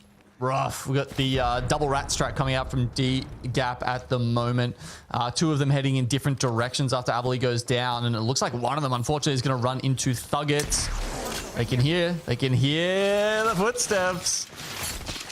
And there's James Fearless. I don't think he's long for this world, but luckily, I think it's Golden, the third member there, has actually gapped it and made it all the way back to Monument, where there's a crafter. Look at the respect. Kimchi understanding that, yeah, sure, he could be one, but I took one PK shot, almost lost my shield. If I take another one, I'm gone. And if you take another charge rifle shot, he's gone. Luckily, he's on the Wraith. He queues out, gets back into cover because it is Rock holding the high ground with full purple evos. I don't even know if that was the right play from Jay. Like, I was looking at that being like, he should just die so he can get respawned by Golden over in Monument, but somehow he makes it out alive, and it does work out. Gets to keep the attachments, I guess, and we do see THUGGETS and Rock start moving in towards the guys up. Meanwhile, Unreal Nightmare, our lobby leaders, expected by no one, but I think impressed by everyone today, are going to be taking position up in the North Lava Siphon building. I'm really fascinated to see where this next zone pools goes, Vicky, just because it's, wow, okay, it's very much on Siphon, but I feel like that means it probably will end up pulling a little bit more subtly towards where we were talking. And Geyser side, play here, VP could live to tell a tale because they lost out on Lou at the beginning of this engagement versus DMG. NIP within the vicinity though, by that bridge side, looking behind them to see if maybe they could get involved, because with VP now down to a duo, they're gonna try to see if they can get that remote res there off to the side. Shopify zap, oh my gosh, he took one bullet, left him one shot, then reciprocated the same condition. He gets taken out, only one member left. It's Zainu from Shopify. Zainu could clutch it out as DGAP get eliminated. The clutch after the respawn from DGAP. Yep. So it'll be Shopify Rebellion making their case to move even further up in the standings, up to 44 points now. Just a mere 2 team wipes behind Oblivion and Pioneers. Important to note, by the way, that apparently KCP and Unreal Nightmare are stacked on top of one another in that Northeastern Siphon building. Cinema as VP bring back their third, and they're trying to make some plays spread out across Big Mod against DMG, who is now pinched between Ninjas and Pyjamas, who's on the northern choke by the Harvester side. Yeah, a little more screen time for MT in our 6th game here. It was a very quick respawn though. Obviously he's had plenty of time on the crypto to practice those, but does this mean it comes down to Lou and Slayer now? PKs are choked. Looking for these DMG players. Future Streams giving them the runaround right now. But it looks like they've collapsed upon him, and boom, DMG is gone for the day. All it took them getting close enough for VP to get a little bit of revenge and some help from NIP pushing them right into them. And as you called it out, Gino, we saw the side-by-side view on where that next zone is pulling. Still slightly over to that south side, but the amount of teams still outside of that next zone without a circle beacon. Little grim here. Liquid Alienware, Rock, THUGGETS, NIP, who are fighting for that ring console too, and it's going to be a ring console fight-off between NIP and VP. While that fight is ongoing, that means THUGGETS will not be able to have access to that console. They'll probably have to rely on that Surrey beacon over by Geyser instead to tell them where everybody is. Yeah, it does seem like because Virtus.pro, who have been landing at stacks, didn't get the ring console down there, they decided that they'd camp being moored and try and get a third or perhaps a fourth circle scan. But as you said, yeah, they'll have to fight NIP for that one. Starting off with the EMP here, DKK taking this fight, an isolated fight over by Monument versus Shopify Rebellion. Scary team to take on here, but with the zone closing in, they want to take their chances. They need some loot, it looks like, lacking on the attachments, minus a 2x4 on that 30-30.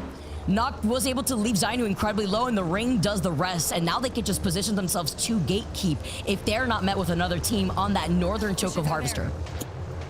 Yeah, look, round 2 closing, DKK definitely could have taken this fight, but they play it safe. They'll move into the choke above North Siphon, and Shopify Rebellion, rather than trying to win a 2v3 in zone, are going to reset and come out from the evac. DKK have noticed the evac coming up. They've all turned around to look at this and fire shots, though.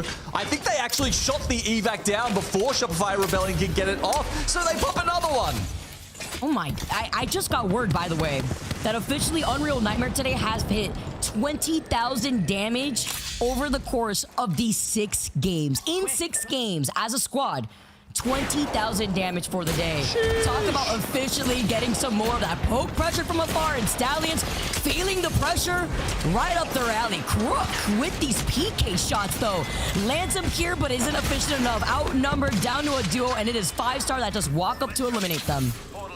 Ouch, so that's a 15th today from Stallions. And having a look around, there's some teams that only need 1 or 2 points to eclipse them and push them even further down. It was a good start to the Pro League campaign from the Stallions, but they haven't backed it up here, unfortunately, in their second match day. Gotta find that stride sooner or later. I believe only 9 days in total here. Within Pro League, and Rock Esports with Vax being on the Bangalore takes a heavy chunk of that damage. Deeds right behind his back, though, seeing the fight happening from inside, gets to break the shield on the next victim that's waiting for him. A little bit outnumbered, but Deeds tries to get the one clip. Unfortunately, the SMG not faring up against a 2-shot of a PK. Oh no. T-Laws heard it. They're in. Charge rifle in the backpack, but it's going to be the PK for the close range work, and THUGGETS go down as T-Law take advantage of their rough positioning over here at Geyser. That doesn't mean the job's done, though. We've still got Rock Esports over here. Oh, some nice little Sparrow work to try and dodge out of Yanya's grasp. Took a bit, though, with some whip PK shots, but it was just a matter of time. Rock Esports get eliminated at the hands of Liquid, who popped into that fight faster than Prime Day Shipping, and CIMJ meet them back in that lobby as Ape Gang move up. They needed this loot, too. Still rocking full blue Evos. They've been a little bit lackluster in the damage department for this game around, but it's about a slow take coming out of Lava Siphon, now finding some building space here and spread out with the other squads within the vicinity. Yeah, I mean, look, Ape Gang have had some relatively good zone luck today. So sitting at 24 points in 11th spot, you'd hope for a little bit more from them. They land at Harvester. You know, and they only managed to grab, I think it was 4 points in that previous game. So time to make up for it here. NIP. Oh, wow, Taylor went down. Points. Haven't really been able to really pop off aside from the 31 points that we saw him get within that last game here. At least getting 1 KP. And yeah, as you mentioned, Team Liquid do get eliminated with 12 squads left. That was Liquid forced to exit out of Geyser and little to no cover to work off of with NIP playing off the high ground. Yeah, I guess they, did they stay just a little bit too long while they were looting? You know, we saw they used their portal to take that fight, so perhaps they didn't have enough movement and utility to get back into zone to deal with, as you said, ninjas in pajamas on the Overlook. Also means that Team Liquid end the day in 14th, whereas their first match day, they ended in 15th. So a bit of a rough start within Pro League display for Team Liquid. Have to see what they do differently at Shopify. Looking at the Crypto Drone Motherload called in here, but hefty damage coming up from the other side. Zainu is feasting. Thanksgiving came early as he shoots out the PK. The Sparrow ult to add to it all, and he was farming with some help. He's got like, what, 5 assists right there alongside with Zap. Oh, the nades raining in from Koi as well. I don't even want to hear what the DKK comms were there. It's just like, what can we do? Yeah, pretty much nothing. We're stunned. There is 100 bangers raining down on our heads right now. That's a we can't play the game angle. Ayúdame. What can we do? 100 Thieves, Verholst, high ground. Have to start moving eventually. Circle closing in right behind them, but they want to put pressure on Oblivion first. Shopify jump over the wall. Zainu is still claiming heads, but he gets knocked in the distance by Jelly and that G7, it looks like. And KCP do have that triple tick in hand. Zap and Koi in a difficult situation with the ring also closing in right next to them. And they find out Zap. No reset available while Koiful was trying to commit to the res. Oh my god, it's only Koiful left alive now. Just has to try and dash out here. Has neither of the banners, and surely Legatron or Kuzme are gonna find him here. Koi gets one shot back, and we actually see them use the We see them use the mobile respawn beacon to get Bursty back in and finish off Koi as well. So that'll be the end of their campaign today. But sitting up in 4th spot, who can overtake them? 100 Thieves are still alive. 45 points. Taking a look at Oblivion right now. Let's jump into a listen in here with Unreal Nightmare to see their next move if they want to stay on this first phase spot and continuously extend that gap. Odds are we just have to. We need to play for kills, okay? We're pretty much just Gibby ulting the building, and then we're just gonna take port. We're basically Gibby ulting me. Okay, if I screen smoke, they're on my door fucking smoking my wall and breaking it. One team ran across right. I'll just stay on my door. Fuck it. Like this. I want fucking Big Bob. Fucking. Anybody can fucking shoot. 4 teams on our building at least. I got it. It's close. I'm 900 off. There's no one ever getting that. That's huge. It's huge. These guys have to move. Low Letting across ported. now. Someone ported. The team took that spot. I killed one here. It's from the bottom right team. Listen to me, Holland. You're gonna Gibby ult me. Okay. Basically, okay? You're pretty much Gibby ulting me. Nice. I got one kill. Let's go. A second on me, on top of my head. I'm peeking. I'm nading. For a second. They're close. I'm nading. We have to get our second. We have to fight first. My game crashed. They dropped. It's okay. They're dropping. No. Yeah, they went first. I'm dead. Just leave Nothing me. changes. Okay. Reporting. Hardy. You're just Gibby ulting me, okay? Okay.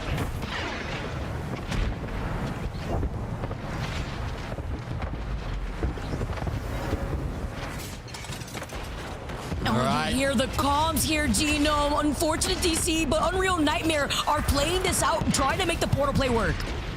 Well, KCP now, game is in their hands to try and take first spot, but they are going to have to rack up a lot of these kills, and I don't know if they can do it from this, look at the cover they've got. They've got like half a fence. What? A crumb. Just a crumb as KCP wrap around Cersei. Pioneers, they have performed as consistently as we had seen them within the first match day of our ALGS. 5 squads left, and Unreal Nightmare are playing for their life. They only have the roof, the sparrow on top of their head, and it's just too much damage before the reset happens. 4 squads now left.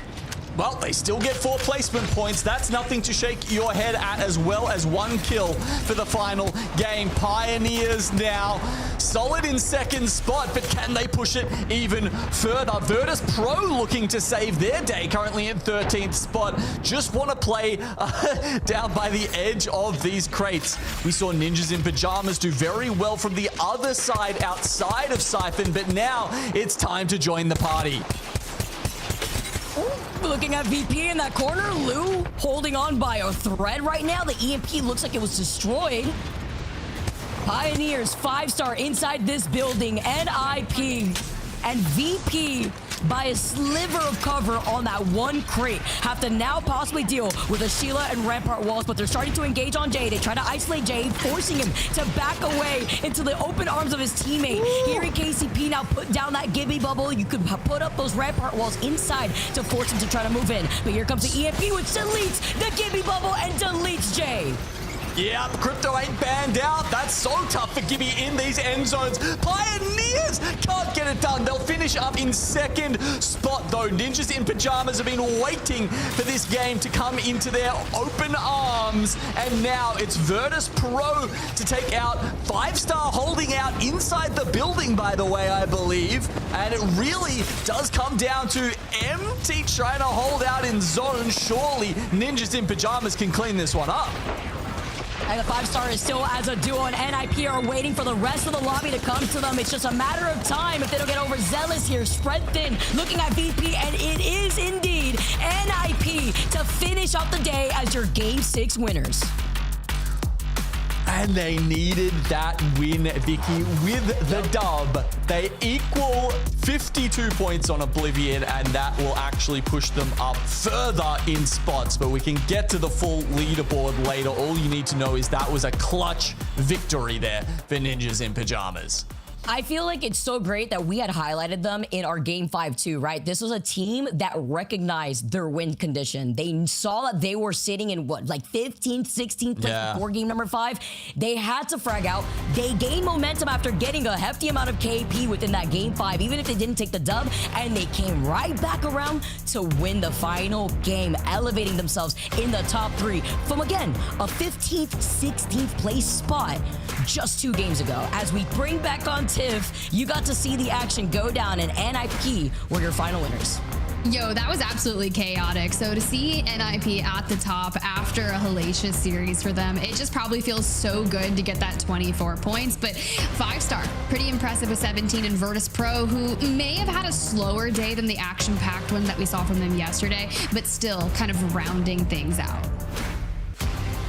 Yeah, I'm also just thinking right now in my mind just what really went wrong on E-District for some of these teams for them to wake up and pop off on World's Edge. It goes hand in hand with what we were talking about before, Tiff. It's finding that comfort zone with Unreal Nightmare.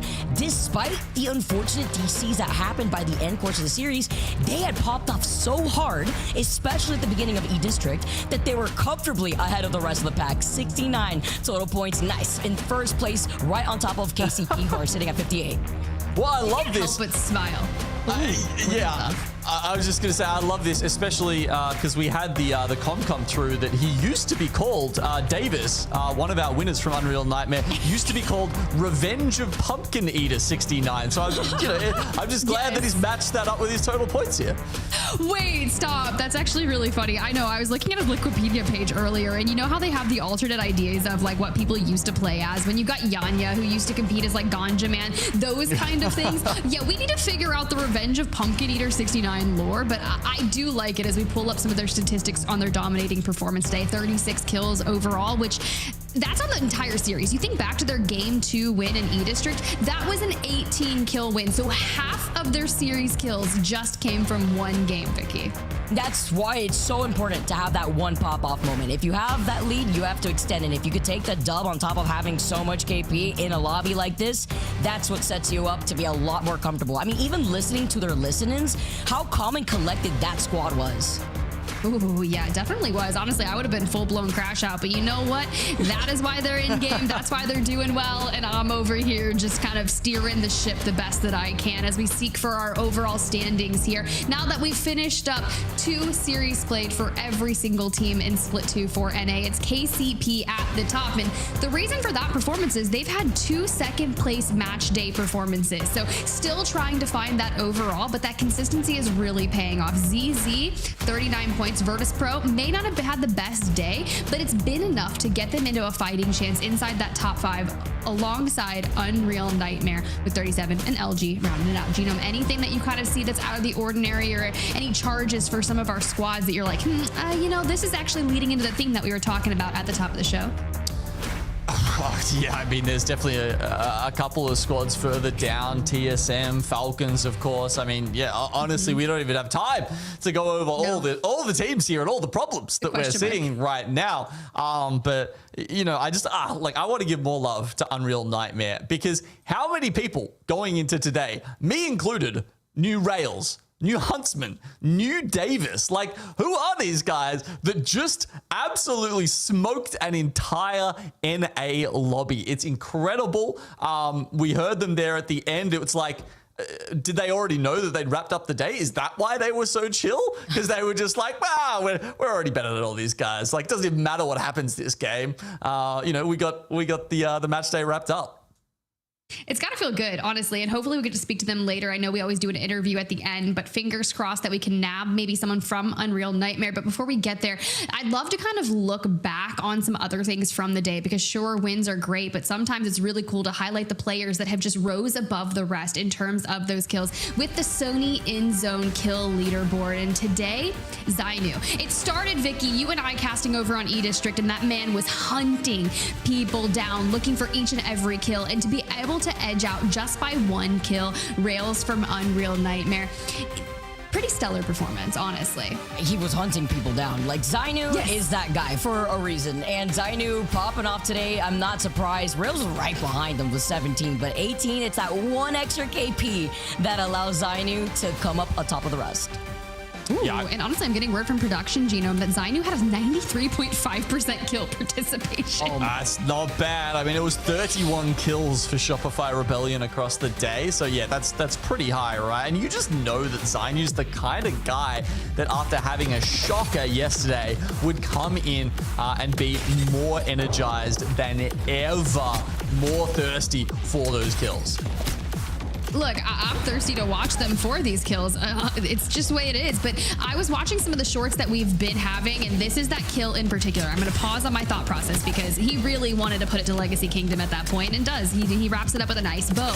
But I think it was a short where they were interviewing Hal, and he was talking about, in particular, the players that have some of the most impeccable aim. Koifel from Shopify Rebellion was one of them, but Zainu has just been a staple. And I don't know if people remember this or not, but my man is a LAN champion.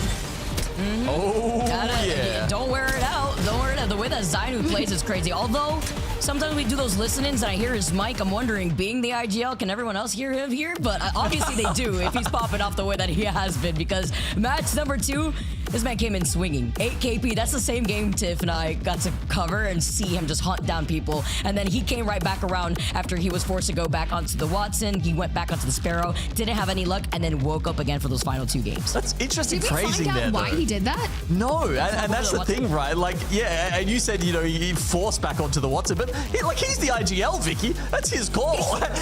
So why? I'm playing Watson. Deal with it.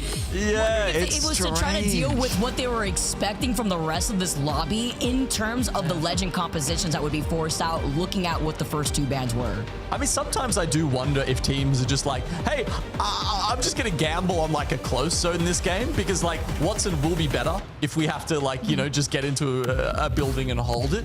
And rather than trying to go with a different, you know, play style and game plan like they often do, just hunting on edge. But didn't work out for them, as we saw 0 kills at that game that they chose the controller character. Do you think it was a mistake? Like, I know we've seen some people accidentally click on it. No. If it was Vantage, if it was Vantage, I'd say yes, it was a mistake, right? Because look, you know, we've seen, you know, we had 0 pick Lifeline in you know, in a game before. Yeah. Mistakes, like, they do happen in ALGS Legend selection. But you know, with how strong Watson is right now, I kind of doubt it was, yeah, a mistake for Zainu there. Hear me out, though. I know this is probably not the case, but how big brain would it be? Obviously, it was like 16 pick rates for Watson of that specific game. If that was a pick on purpose to get rid of Watson for the following game on World's Edge. I don't think that's the case. I don't know. You know, I'm thinking way too far ahead in the future, like cue like the mystery files or something. But anyways, it was Watson all along. He knew he planned it all along, even though he got 0 KP. And that was also the game that I think they had gotten 13th place to, so didn't really fit into that playstyle. Nah, not the best performance from them, but still a stellar day. But speaking of really powerful performances, I kind of want to talk more in particular with Unreal Nightmare. I think we bring it back full circle, and I believe we have Davis from Unreal Nightmare that is going to be joining us here on the main broadcast. So first off, we've got to give you a huge congratulations on such an insane day. You guys were turning heads all day, really making your name stand out. So congratulations, homie, on the win. Thank you. It was, all right, so we've been working really hard, so sorry. I was just saying, we've been really working really hard. Shout out our coach, because without Shook, I don't know if we're winning. Really? Okay, I was gonna say, you've been competing in Apex for a really long time now, like through a bunch of different iterations. Dia came in and was like, dude, this is the same Davis from Donut Shop back in Challenger Circuit. You cast that, Tiffany. Remember that. So kind of talk me through your pop-off performance that it's been, what, years in the making now? I mean, it's about time I won a PL day. Like, I've been close a couple times, but today, I don't know, we just clicked and we just farmed.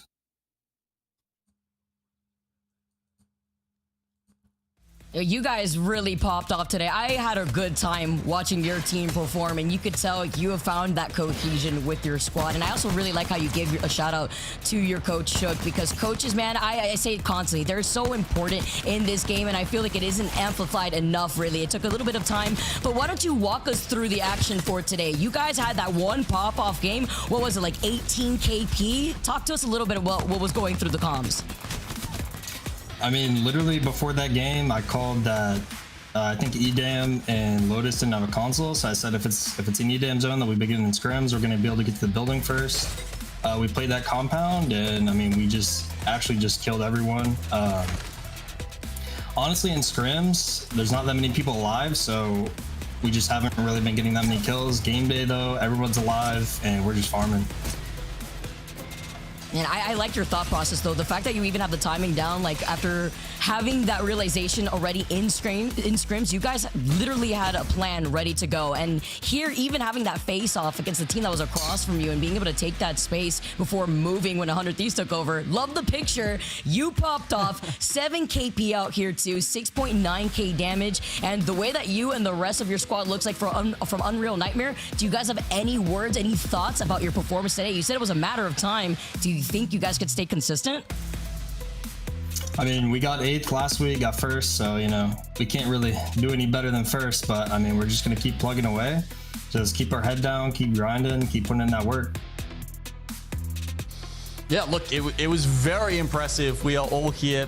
I'm sure you're going to be enjoying going back and watching the VOD, enjoying all the glaze that you guys received today, very rightfully. So you talked about your coach a little bit there. Can you expand on that for us? Because I think it's interesting for the viewers at home. We get to see what you guys do in the server, right? What exactly was it Shook, the coach, that has really elevated you guys to this next level? Because, you know, we can see Huntsman and Rails racking up the kills. You had 20 assists today, which is a crazy stat line by itself there. But what is that work that went on behind the scenes that you think has really brought you guys to the fore?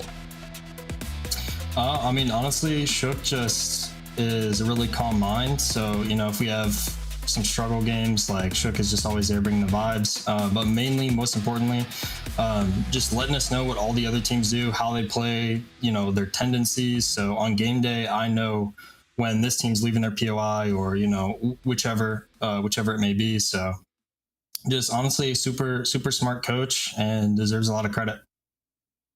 Yeah, I mean, like, vibes are important, right? I think we hit that all the time when we listen into teams, and we actually had to listen in with you guys right at the end of that last game. And it was like, did you know you had it wrapped up by that point? Did you think you were already going to win? Because, you know, this is the end of game 6 at a Pro League day, and you guys, like there was no raised voices at all. You were just like cool, calm, collected, just punching out the commands and talking about what was going on. Like, are your vibes just always that chill? I mean, honestly, like our teammate Rails, he DC'd multiple times in the last 2 games. I feel like the last game, the game 5, we could have won. We could have farmed that game, but he DC'd. So we didn't have a rampart. So that was unfortunate. And then again, in that end game, I didn't have our third. So, you know, pretty unfortunate, but yeah, you know, you just got to stay composed and just try and get as many points as you can. Look, it paid off. I love hearing the composedness and kind of staying calm under pressure. It really paid off. But I got 2 things for you, and then I'll kind of let you go. First off, I need the lore on Revenge of Pumpkin Eater 69. At what point in time were you competing under that name? Because it's stuck on your Liquipedia page. And then I'm going to open the floor and kind of give you your moment to shine here on main broadcast to send out your thanks. I mean, that's a long time. I don't even know. Like it's kind of a long story, but I think my teammate Fury at the time just had like a trolly name, and I don't even know where I got it from. But yeah, I just went with it, and then we started just winning everything. So I was like, okay. Okay. Simple as that. Look, it sticks. I love it. I'm going to call you Davis, aka Revenge of the Pumpkin Eater 69. But like I said, I want to give the floor to you. Like, I want to hear everyone. You got to shout out that the home, family, anyone, friends. It's a long time coming, and I'm happy to have you here. Yeah, I mean, I have a lot of people supporting me. Both, you know, my teammates do too. Shout out to them. Like, I know I shout out to Coach, but my teammates are honestly insane. They're so underrated. Like, I'm just happy to be teaming with them. You know, shout out my boy Diza, Ethan, all those guys, always supporting. Heck yeah. Well, the supporters are going to keep on growing. We're going to let you go, cut you loose, go celebrate, come back swinging in the next one and carry that momentum forward. Congratulations yet again to Unreal Nightmare. Always good to chat with y'all here today. Thank you. Appreciate it. Oh, Vicky, Genome, that's a good one. And I'm glad we got to the bottom of the Unreal, no, not the Unreal Nightmare, but the Legend of the Pumpkin Eater 69. Wait, I butchered that. But it is a legend at this point, Vicky.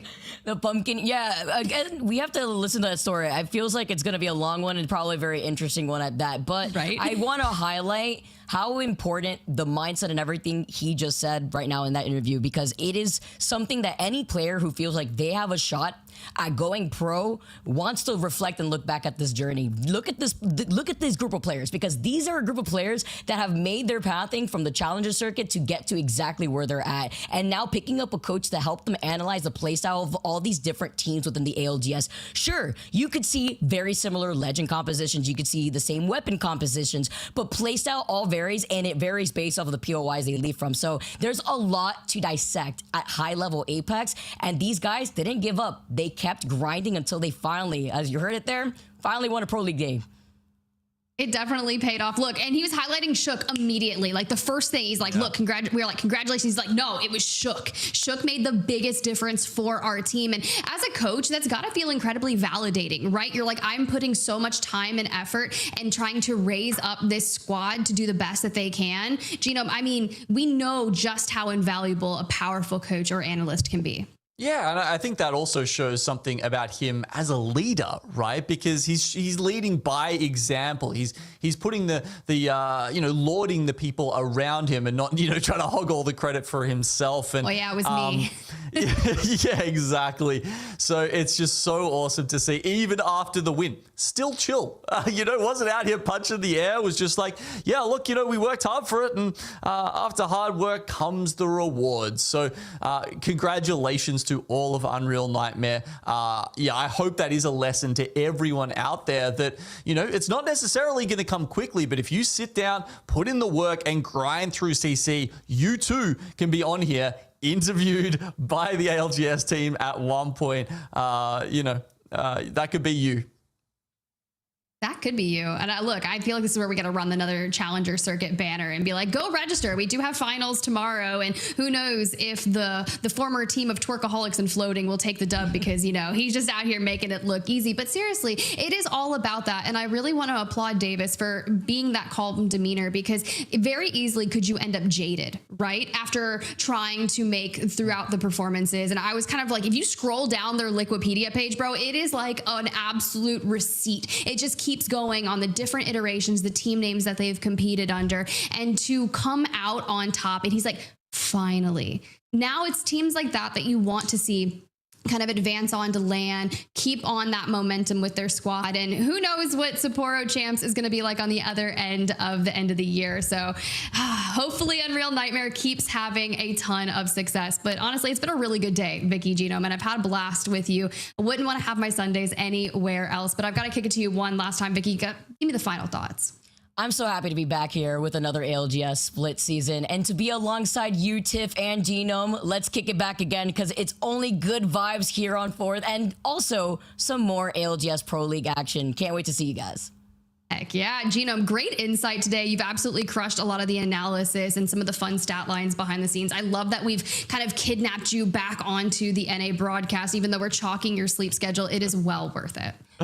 Oh, absolutely. Doesn't matter. 0 hours, 6 hours. Look, I'm still going to turn up here because, just like Vicky said, there's nowhere else I would rather be. ALGS is so much fun. As soon as the Pro League split started up, honestly, I was feeling better immediately. I'm locked in. I'm really enjoying the meta, the legend bans, there's a lot of Peacekeeper, sure, but there's still some variety in that weapon meta that we're getting. And frankly, there's some great storylines brewing, just like the one we saw in NA here today.